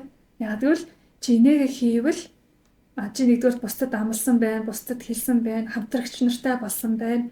Үүн дээрээс нь одоо ингээд дэмжин ажиллагчтай болоод төлбөр авлаа. Тэнгүүд төлбөр авчид хийхгүй байх чи айгу буруу штэ. Тэгэхээр чи яг л ийм ажлын зарчим болонгууд тууштай болчихж байна. Ингүүд амар хүчтэй зориг шалтгаан надад үүссэн байна. Тэр зориг шалтгаан миний хүсэл, сонирхол, амьдралын үнцийн одоо ингээд хамгийн нэм чухал зүйлстэй холбогдож чадж байгаа юм. Одоо passion гэж бас байна. Зарим зорилгууд хүмүүсийн зорилгууд нэг хэрэгтэй байдаг л да. Хэл сурна. Одоо ер нь хэл сурна гэж хамаарх байдаг. Илтгэх урлагаа сайжруулна. Нэмэлт орлогын их үсэртэй болно. Бизнестэй олон юм ингээд хэрэгтэй гэж хүсээд урдаа тавьдаг боловч яг саний миний хэлсэн шиг амьдралын нөгөө нэг гол үн цэнүүдтэй огтлолцохгүй болохоор тэгээ унтарчдаг гэх юм уу да. яг үндэ бизнесийг ямар ч тийм амар хүсэл тэмүүл байхгүй. Эсвэл яг үндэ хэл сураад тэр хэлээр яг юу их гэдэг та ойлгохгүй болохоор зүгээр нэг хэл сурчвал гоё доо гэж бодоод байгаа. Ер нь бол сайжрах хэрэгтэй гэдэг мэдээд боловч зайлшгүй шаардлагатай энэ надад ийм чухал ач холбогдолтой гэдэг тийм шалтгаан хүчтэй байхгүй байна. Сарын дараа Америк явлаа да гэж бодох юм бол яг сурах гэдэг. Тий одоо аргагүй байдалд ордог ч юм уу те. Гэхдээ тийм нэг хугацаатай юмуд чинь бас хүнд айгүй хүчтэй шалтгааныг төрүүлдэг байхгүй. Одоо бас тийм юмдаа сайн гэдэг дээрээ бас заримдаа бол би бол өөрийгөө зэмлдэг. Одоо жишээ гадны ингээд төлбөртэй сургалт авангууд дандаа хугацаатай байдаг байхгүй. Тэнгүүд за яг тэдний өдөр тэдэн 7 хоногийн дараа хаана гингүүдтэй амар хийгээд байхгүй. Хугацаагүй гэвэл за тэгж жагаад үзьегээ шал худлаа байлгаал байна. Тэгэхээр бид нар чинь ингээд залхуурах, хойшлуулах сонголт үргэлж хажууд байж байдаг. Тууштай байна гэхээр яг нэг юм үр дүнрөөгөө тэмүүлэх хэрэгтэй. Тэгээд магадгүй тэр зорилгоо яг энэ өөрийнхөө амин чухал хэрэгцээтэй магадгүй одоо над чиг орлого мөнгөтэйг олдчихлаа. Хөө ингээд залхуурах ч юм уу, бууж өгөх ч юм уу, хойшлуулах тэр сэтэл нь бараг л төрөхгүй. Бид нар дургуйч гэсэн өглөөр тосоод нөгөө ажилдаа явдаг гэдэгтэй тий. Тэр чинь ямар юм гэхээр нөгөө үүрэг хариуцлага гэдэг ч юм уу тийм. Тэгээ би энэ үүрэг хариуцлага яагаад хийгээд байгаа гэхээр би эргээгээд амьдралаа залгуулна гэр бүлээ тийж юм ч юм уу. Тийм чухал зүйлстэй холбоотой болохоор хүн яхааргүй хийж байгаа. Тэгэхээр юм хүчтэй шалтгаан гэдгийг би зөвлөх гээд иймэрхүү зүйлс хэлчлээ. За чам зүгээр тууштай дээр санаа байна уу чи амьдралдаа хизээ хамгийн тууштай байж үзсэн бэ? Би чаас магадгүй нэг манай үзэгчдийн нэг төлөөлөхгүй жирийн. Надад бол яг одоохондоо нэг тийм амар амьдралын шаардлага бол гарч ирээгүй ч гэсэн шалгалтын өмнө л ер нь тууштай байдаг да. Тэгэхээр тууштай байх удаа тэр сахилгаагаад хичээл зүтгэлээ хаанаас гаргаж ирдэг. Одоо тэгээ өөрийгөө өсөж босдгоо эсвэл зүгээр босдгоо. Бас нэг ямар тэгэж заавч мавал тууштай байх гэл хичээгээд бол байдаг ш. Ер нь гайгүй тэгээд хийх юм бол хийцдэг болохоор. Магадгүй нөгөө чиний би чамаа мэддэг болохоор ингэж хэлж байгаа юм л та нөгөө ухамсартайгаар ханддаг тий. Энэ хэний төлөө гэхээр миний төлөө хий сонгосон гэхээр би сонгосон гэдээ өөрөө бол юмаа сайн мэдээд байгаа байхгүй. Хүний өмнөөс биш тий. Өөрөө л хийх юм байна гэдгээ. Тэгээд би даасан сэтгэлгээ чинь бас байгаад байгаа. Тэгээд тууштай байхдаа би төгсгөлд нь нэг зүйл хийхмээр байна. Өөрийгөө шагнах хэрэгтэй. Шагналтай байж л бид нар амттайгаар зүтгэдэг. Тий одоо магадгүй яг хэрэгсэн юм а цаг тухайд нь хийцэндээ одоо өөрийгөө эрхлүүлээд өөртөө гоё юм авч идэх ч юм уу, гоё кино үзэх цагаар шагнадаг ч юм уу. За тэгээ нөгөө эд зүйл авах дуртай хүн бол эд зүйлээ авчих хэрэгтэй. Тэгээ бид нар бол хүүхд ч юм уу гэр бүлийн гишүүндээ нэг тэгж ханддаг штэ. Чамайг тэгчээр чи шинэ жилээр тийм авч өг юм уу. Магадгүй би өөртөө өгсөн амлалтандаа хүрчлээ. Одоо би тэгэх хэрэгтэй ч юм уу. Нөгөө reward боёо шагнал байхаараа хүн тэрлүү зүтгэх тэр одоо мотивац нь илүү өндөр байдаг. Сая таныг хэлсэн чинь санчлаа. Ингээд тууштай байдаг нэг шалтгаан гэх юм бол би яг өөрийгөө одоо ингээд хүмүүс намайг тэгж бодож байгаа болохоор за одоо ингээд DC-тэй 10 цагт болсон гэж ярьсан бол DC хоцрохгүй 10 цагтаа ирэндээ гэж бодож байгаа болохоор би яг 10 цагт очихыг хичээдэг ч юм уу. За би угаасаа л ингээд хоцордог гэдэг нэг юм өөрийн ихтгэл үнэмшил өөртөө болгоцсон юм шиг дээ шүү дээ. Би угаасаа хоцордیں۔ гэдэг. Тийм байх юм бол ер нь их тууштай байж чадахгүй. Яг хүн бусад хүмүүс өөрийгөө намайг юу гэж бодож байгаа гэдгээс илүүтэйгээр би яг өөрийгөө хэн гэж боддгийг гэдэг тэр нэг парадигм л бас яваад байна те. Тийм одоо тэр хүний нөгөө үнэт зүйл зарчим бас үйлчлээд байгаа юм те. За цаашаа одоо цөөхөн асуулт үлдсэн байна. За олон арга хэрэглэх нь зөв үү эсвэл нэг арга байрлалаараа манифест хийвэл зүгээр үү гэж. За магадгүй хамгийн өөртөө үр дүнтэй шалгарсан арга олдол олон арга хэрэглээд үзсэн болно. Гэтэ олон гэхээр амар их одоо хит их ачаал авах гэсэн үг бол биш. Би бол бодох нэ олон л арга ашигладаг хүн байгаа даа. Vision board ашиглаж, төсөөлөл ашиглаж, affirmation ашиглаж. За бичгийг бол нэг хэсэг хийж агаад ерөөхдөө миний парадигм болоо суучлаа гэж үзээд нэг бичгээ болсон. Гэх мэтлэнгээр доор аж ингээл 3-4 арга ашиглаж байгаа байхгүй. Хамгийн гол нь тэр арганууд танд дарамт мэдрүүлэхгүй одоо дуртай хийгддэг л байвал хідэн ч арга байж болно л гэж хэлмээр байна. За яаж төвлөрөх вэ гэж саяны асуулт гарч ирж байна. Гүн төвлөрч хийх арга гэж байна. Энэ дээр танд нэмж хэлэх юм байна. Нэмж хэлэх юм бараг л угаасаа л түрүүний нөгөө блок таймаараа л гүн төвлөрөл бол хийж байгаа. За тэгээд дээрэс нь энэ дээр юу ажиллавал илүү амархан болно гэж хэлмээр байна. Та зүгээр өөрөө өөрийгөө үгээр бодлоор кодлох. За энийг би яг нь бяцлал хийж гиснээс биш илүү одоо хэрэгжүүлдэг болсон юм. Тэгвэл өөрт нь ингээд нөгөө өөрөө өөрийгөө харах үнцэл ер нь бидний амьдралыг шийдэж идэм байл та. Яг л чи хэлсэн.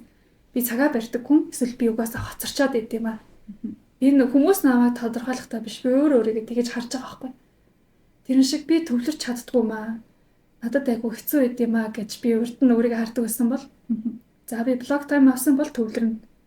Тэгээд энийгээ би баг угаасаа дуудаж захиалж манифест хийж ин гэж ойлгодог байхгүй. Намайг тэгээд төвлөрж явах цагт нэг барагтаал бол за мессеж ирэхгүй, дуудлага ирэхгүй, хин нэг орж гарч саад болохгүй. Цаанаас ингээд бүх юм надад зориулагдаад за марлмын чи зүгээр л 50 төвлөр гэд ингээд бүгдийг зохион байгуулсан юм шиг тэгэж ажилдаг. Тэнгүүд миний бодол итгэл үнэмшил угаасаа байнга нөгөө манифест хатамжийг дуудаж байгаа учраас би бол одоо ажиллаа хийсэн бол цагтаа хийдэг хүн төлөөсөн юм а заавал хийн. Эсвэл би одоо суусан л бол энийг гараас гаргах юм ч юм уу. Иймэрхүү байдлаар би төвлөрч чадна гэдгээ урьдчилж өөрөө өөртөө сануулж бас кодлж гинэ гэсэн үг юм. За дараагийн асуулт нь өөрийгөө зүн сайвантай гэдэгт итгэдгээ. Жохон байхасаа л манифест гэж юу болохыг мэддэггүй байхдаа л хийж үзмээр байгаа, авмаар байгаа зүйлээ авчдаг байсан. Энэ нь нэг төрлийн надад ирсэн бэлэг хөгжүүлэх боломж байдгүй гэж байна. За зүүн совин бол хүн болгонд байдаг. Харин хэр хөгжсөн бэ? Зүүн сонгоо нөгөө хүлэн зөвшөөрч сонсох тусам хөгждөг. Үл аших тусам тэгээд дарагддаг гэсэн үг юм. Тэр энэ бол хүн болгонд байдаг зүйл гэж бол би боддог. За тэгээд манифестыг мэдсэн цагаас угаасаа хэрэгжин гэж байхгүй. Энд угаасаа нөгөө ертөнцийн хууль учраас мөнхийн тасралтгүй үйлчилж байгаа гэсэн үг юм. Тэгээд зарим үед нь яаж бид нар нөгөө давтамж энерги нийлээд дуудсан, татсан, биелүүлсэн байх магадaltaй. Тэгээ угаасаа нууц болон манифест одоо ингээд танилцсан хүмүүс эргээд өөрсдийнхөө амьдралыг харахад ихэнхэд тэгдэг. Би багтаа тийм биелүүлж байсан. Би нэрээ заяаны ханаа яг захиалаад суудсан байж тээ. Мөрөөдлийн ажил дээрээ би сууж гин. Одоо ингээд тэгдэг байхгүй. Би багтаа ингээд гарын үсэг зур тоглолдог байсан хүн гингүүд том бол гарын үсэг зурдаг ажил хийдэг болсон байдаг ч юм уу. Гэх мэтлэнгээр бидрийг ухамсарласан ч үгүй ч манифест мөнхийн ажилж биелжил байдаг. Одоо зүгээр бид нар энийг ухамсарлаж байгаа байхгүй сэрчиж байгаа. Би өөрөө дуудсан юм шүү дээ. Би өөрөө ингэж бодсон учраас одоо тэр амьдралаараа амьдарч байгаа юм шүү дээ. Тэгвэл одоо бидний төвлөрөх зүйл юу юм гэхээр цаашдаа хэм болох гэдэг. Амьдралаа яаж өөрчилмөр байгаа. Эсвэл хангалттай сайхан бол энэ хэвээрэл байр гэдэг ч юм уу. Тэгэхээр дараагийн нөгөөний бүтээх манифест дээрээ төвлөрөх хэрэгтэй. Манифестыг ингээд хэрэгжүүлээд ухамсартайгаар одоо би яг ийм юм бодоод яг энийг биелүүлнэ гэдэг чил ухамсартайгаар манифест гэж ирсэн юм. Энийг дахин хийгээл ах юм бол энэ бол чадвар болж ирнэ. Яг нөгөө нэг компьютерийн чадвартай юу, илтгэх чадвартай юу гэдэг шиг манифест хийх скил болж хуурнаа. Тийм учраас скил гэдэг чинь хүн болгон сурч болдог, хөгжүүлж болдог зүйл учраас одоо сайн мэдээ гэж хэлмээр байна. За энэ хүн болохоор бэлэг гэдэг нь магадгүй авьяас те өгөгдсөн өгөгдөл юм онцгой зүйл байна уу гэдэг дээр бас бодсон байж магадгүй юм байна. Төрөлхийн гэхээсээ илүү магадгүй тэр талаа өөрөө айгуу сайн анзаардаг хүн байсан баг. Тэгээд би болохоор юу гэж хэлэх гээд тэгэхээр манифест хийх дээр авьяас гэдэг юм байхгүй. Хүн болон хөгжүүлж болдог чадвар юм аа. Зүүн совин одоо нэмэлт тийм ур чадварууд гэдэг зүйл бол төрөлхийн авьяас юм эсвэл одоос урд насны ч юм уу те сүнснийхэн төвшөнд хадгалагдсан өгөгдөл гэж бол байдаг. Тэгээ зүүн совинтай холбоотойгоор би далд чадвар гэж хэлдэг юм л да. Одоо ингээд юмыг далдаас мэддэг. Одоо зарим хүн чинь бүр ингээд гар марандаа гоё шиддэг хүн амтыг бариад идгээчдэг штэ. Иймэрхүү ингээд далд чадварууд бол хүний авьяас бэлэг бол байж болно. Манифест бол хүн болгон хэрэгжүүлж хөгжүүлж болох чадвар юм аа. Тэгээд хамгийн гол нөгөө сүрэг итгэл өмшил багтай одоо парадигм болон өөрийгөө харах үнцг нь ямар байна гэдгээс шалтгаалаад манифест нь их биелдэг бэлтгэх хүн гэж байна. Тэгэхээр энэ хувьд бол магадгүй их биелдэг нь баг. Тэгээ амархан биелжтэй, бүтцтэй. Тэгэхээр энэ бол давуу тал. Тэгээ энийг л өшөө гой өнгөлөөл дараа дараагийн зорилттой зүйл дээр манифест хийгээд авах юм бол амжилттай болох нь байна. Тэр нь бол айгуу сайн хэрэг шүү. За, манифестнууд нь биелэхгүй бол юу хийх хэрэгтэй вэ? Хамгийн үр дүнтэй арга юу гэж бодож байна? За, хамгийн үр дүнтэй гэдгээс нь ярихад угаасаа түрүүн хэлсэн сургалтын дээр ч юм уу те эсвэл яг парадигма өөртөө ажиллаад нухаж барьж авах нь бол хамгийн үр дүнтэй арга юм байна. За, биелэхгүй бол юу вэ гэхээр цаг нь олоогүй байх. Одоо хүчин зүйлүүдийн шалтгаал юм. Тодорхой хэмжээний цаг орж болно. Хүмүүс ингээд хүсэл биелэхээр ихэнх хүний хувьд би ч гэсэн өөрөө тийм байсан л та ид шидийн юм хүсдэг. Одоо үдээ 10 жил яг ингээд нэг хэвэндээ байж ирчээд хэдхэн хоногийн дотор ингээд оронгоор ирэхийг хүсэж байдаг байхгүй. Магадгүй манифест биелж л байгаа. Процесс нь цаанаа явагдаал тий танд дараагийн таатай боломжийг авчрах гал таны амьдралаас хэрэгтэй хэрэггүй хүмүүсийг цэгцлээ ч юм ингээд аажмаар билээ явж ахт нь ингээл нөгөө нэг шөнийн дотор гэдэг шиг тийм үр дүнг хүсээд яарад түлхэх ч юм уу хойшлуулах тийм үйлчлэлийг өөрөөсөө гаргах магадaltaй. За нэг ийм арга одоо хувилбар байна. Хоёр дахь нь юу юм гэхээр таны бодож байгаагаас өөр аргаар биелэх боломжтой. Тэр ярианыхэнд нэг дуртад өнгөрсөндөө А Б зам гэд. Тэрэн шиг одоо магадгүй би болохоор ингээл ажилласаа гээл миний ажил орлого өснө. Одоо юу гэдэг нь амжилт ирнэ гэж бодоодсэн чи би шал өөр арга замаар амжилт гарах учиртай хүн байсан байж магадгүй байхгүй. Тэгээ би одоо ингээ янз бүрийн таарат мэрэг зэрэг ч юм уу гэд янз бүрийн сонжоо юмнуудаар өөрийгөө үүсгэр намайг үг хэл ам дуу хоолойгоор л амжилт олох юм байна гэхээр за подкаст хийж үзсэн байхгүй. Гэх мэтлэнгээр нэг бас нэг юм учиртай гэж нэг юм онцлог байж болно. Тэгээ одоо магадгүй таны хүсэж байгаа та би ингэж ааш үр дүнгээ манифест хийгээд байгаа шүү дээ.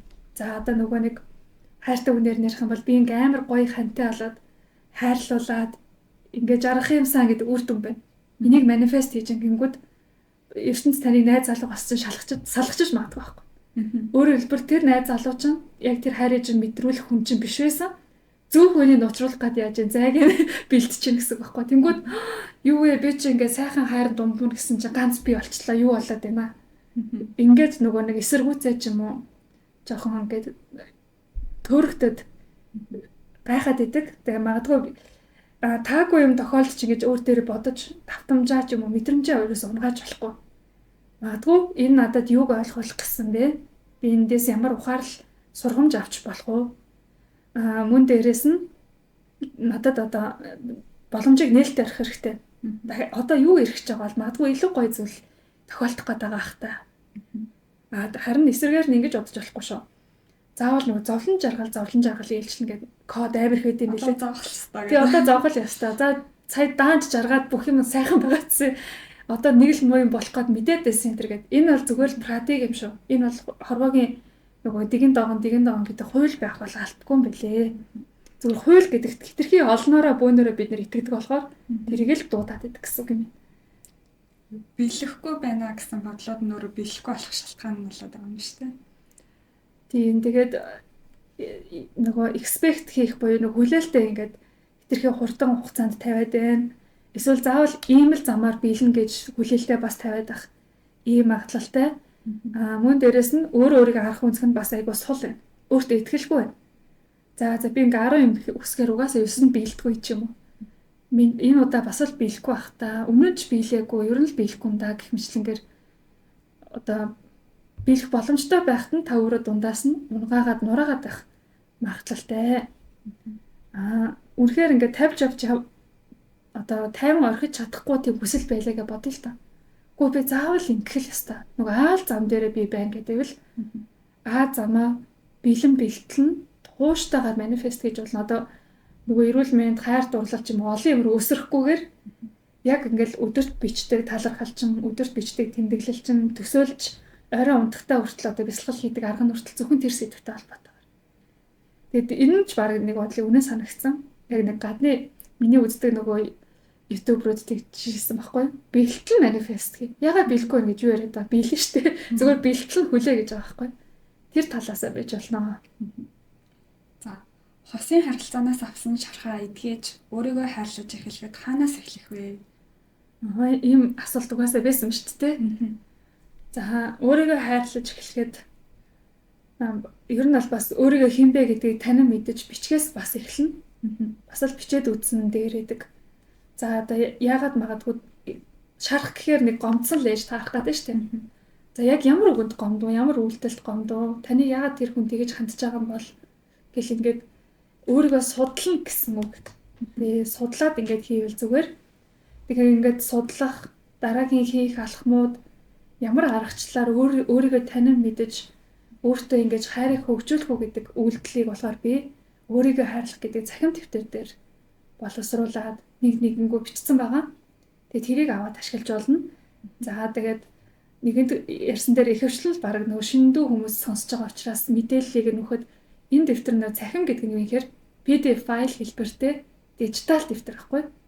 Тэгэхээр та имэйлээр захиалаад файл хэлбэрээр нь хүлээж авдаг. Ийм бүтээгдэхүүн цаасан хэвлэмэл энтер гэсэн хувилбар бол байхгүй. Тэгээд энэ захин дэвтрийн үнэ нь анх гарсан цагаас л 22,200 төгрөгөөр худалдаалагдчихж байгаа. Авахыг хүсвэл нөгөө адилхан нэртэй Facebook-ийн пэйж рүү чат хийчихэд дэвтэр бол захиалаа авах боломжтой байгаа. За яг хоо энэ нь яг үгээр энэ бэлэн арга л гэсэн үг те хялбар цагийн хэмнээд одоо юу их өөртөө ингэж бодоорой, өөрийгөө инрэх, өөрийгөө хүлээн зөвшөөрөхөөр ингэж хандаад үзээрэй гэд таны харах үнцгийг шинээр тохируулах юм бэлэн үйлдэлүүдийг заагаад өгсөн байгаа. Заавал ингэж тэр дэвтрийг ашиглах шаардлага байхгүй. Ер нь юу хийж эхлэх вэ гэхээр саний дурдаад өнгөрсөн зүйлсийг зөвхөн өөрөө санаачлахаараа бичиж болно шүү дээ.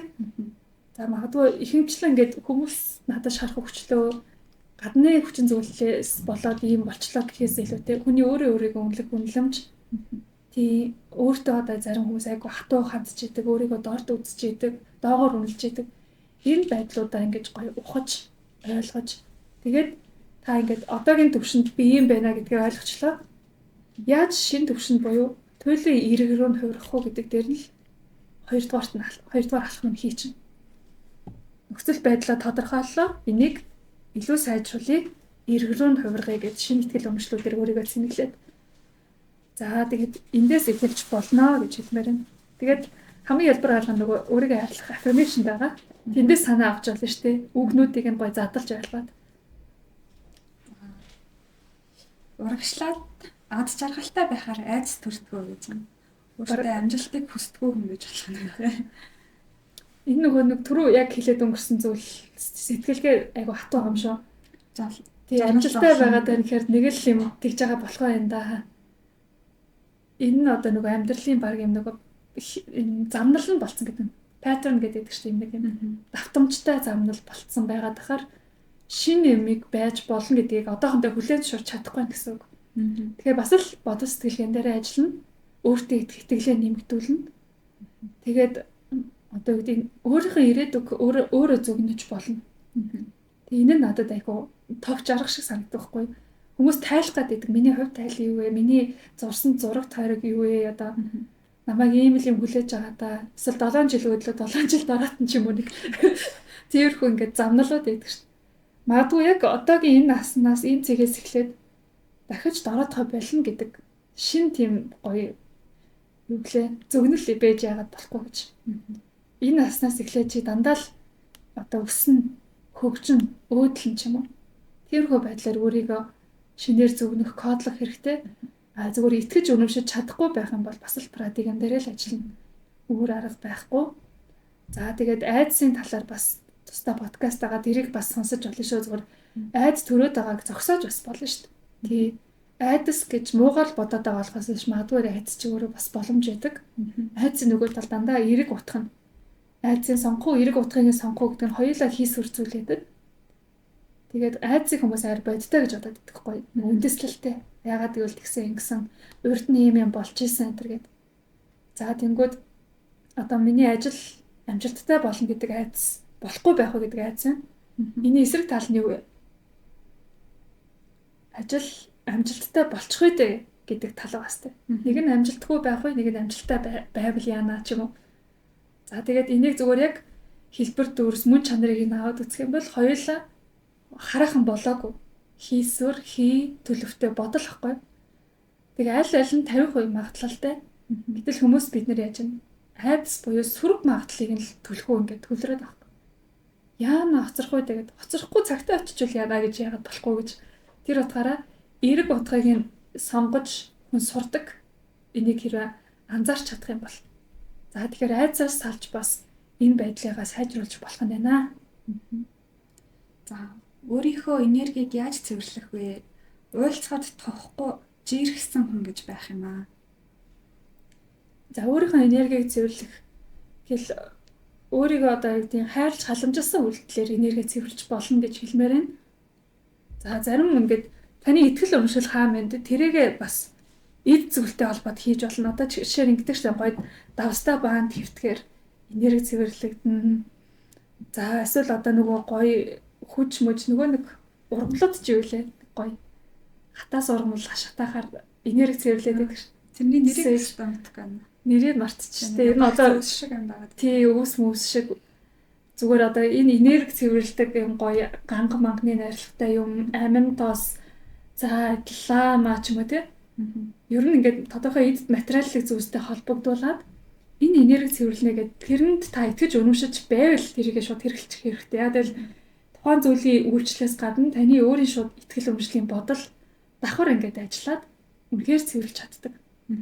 За тэгээ магадгүй зөвхөн Монгол уламжлалаараа сайхан ган гасаангууд ингээ хариулаад гоё болчлоо гэдэгдэг штеп. Тэгэхэд бас ингэж болж байна.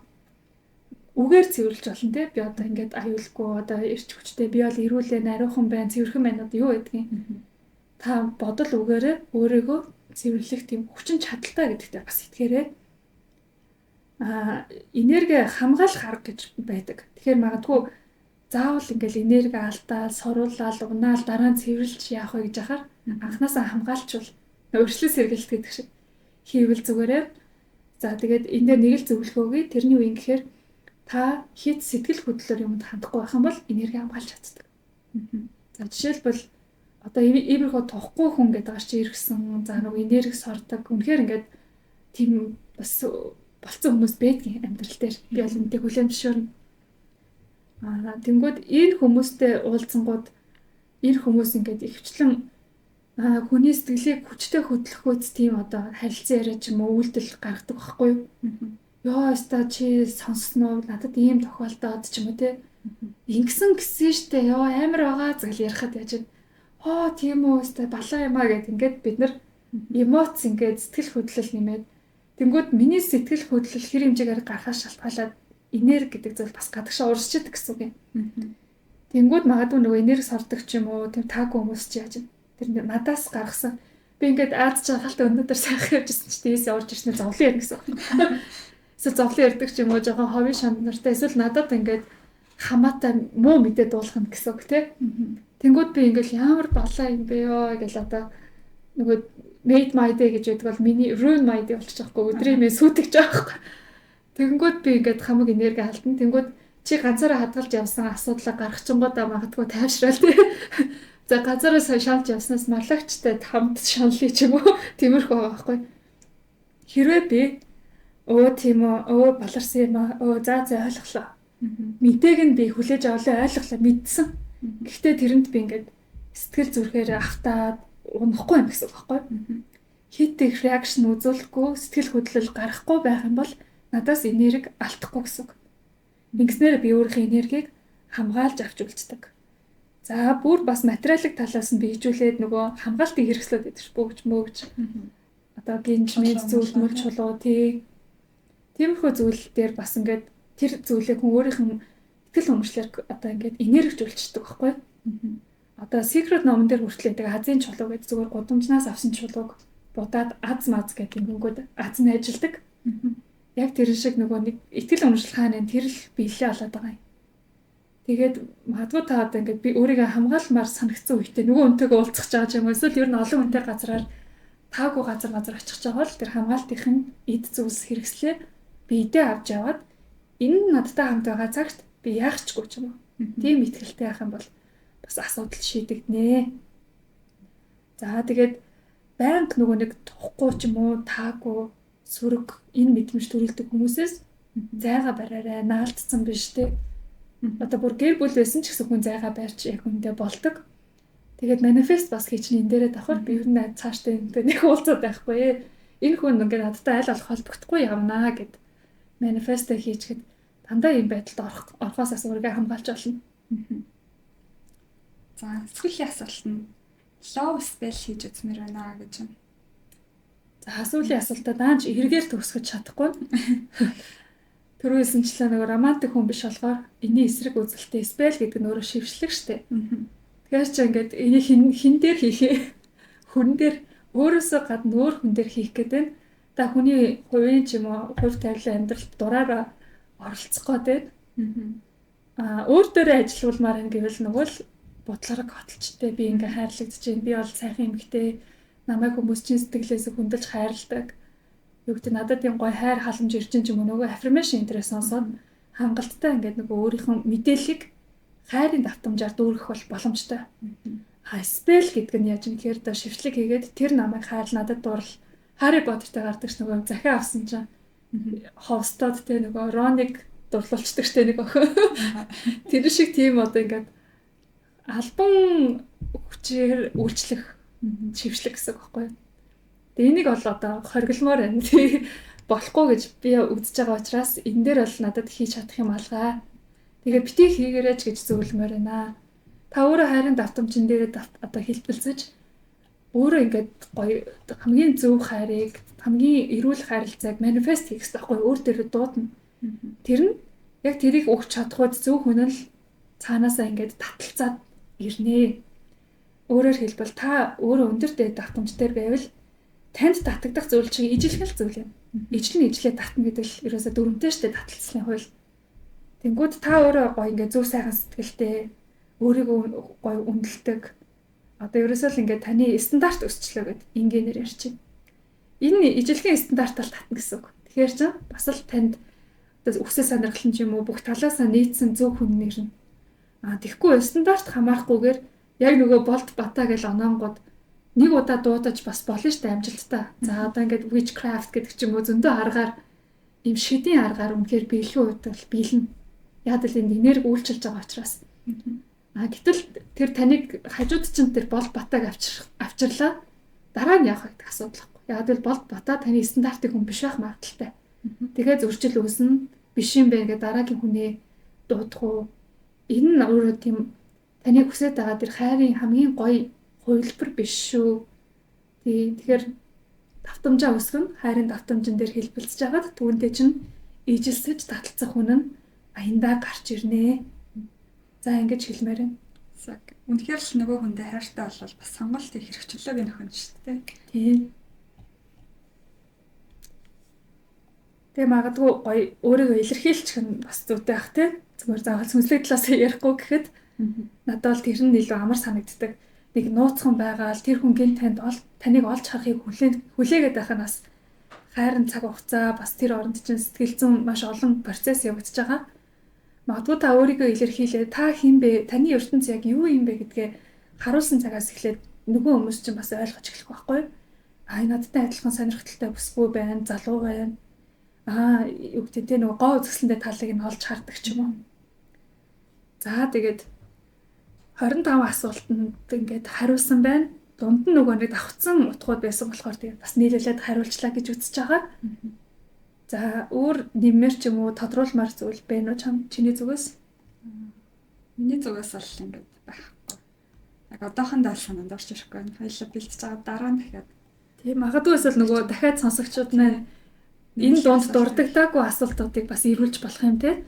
За хизээтэй асуулт асуугаад яачваа би энэ санал асуултанд оролцох байсан шүү дээ бодож байгаа хүн байх юм бол яг энийг би нөгөө Instagram дээр асуусан. Тэгээд далимтны хэлэхэд бас ижлэхэн нэртэй Instagram хаяг байгаа та нар дагаж болно. Бас битүүби бичлэгээс өөр тусдаа Instagram зориулсан контентууд бол ордог байгаа. Тэгээ ихэнх нөгөө өнөж үзэгчид маань тэн дээр дагаад очсон байдаг болохоор тэндээсээ би бас нөгөө санал асуулга мэдээлэл асуулт тавихад айгүй гоё идэвхтэйгээр надад ингэж хариулж одоо харилцаатай байдаг. Тэгээ тэндээсээ ингэж сонгож шалгаруулсан асуултуудаа түүгээд энтэй оруулсан байгаа. Гэхдээ ерөнхийдөө нөгөө ерөнхий сэдв нь манифест хийхтэй холбоотой гэсэн учраас бараг л ихэнх хэсгийг ингээд хариулчлаа л гэж бодож байна. За тэгээд энэ мэтчлэнгээр ерөнхийдөө цаашдаа харилцан ярилцаад подкастуудаа хийгээд явна. Тэгээд дажгүй таалагднаа, хантай байсан гэж найдаж байна те. та яг өөрийгөө бит хоёрын нэг найз гээл төсөөлөд ботчих. За тэгээд нөгөө ажил бизнестэй болсон гэсэн шиг хамт дэмжин ажиллагчаа танилцуулаад тэгээд дугаараа өндөрлөё. За дараагийн подкаст хүртэл баярлалаа. За баяртай.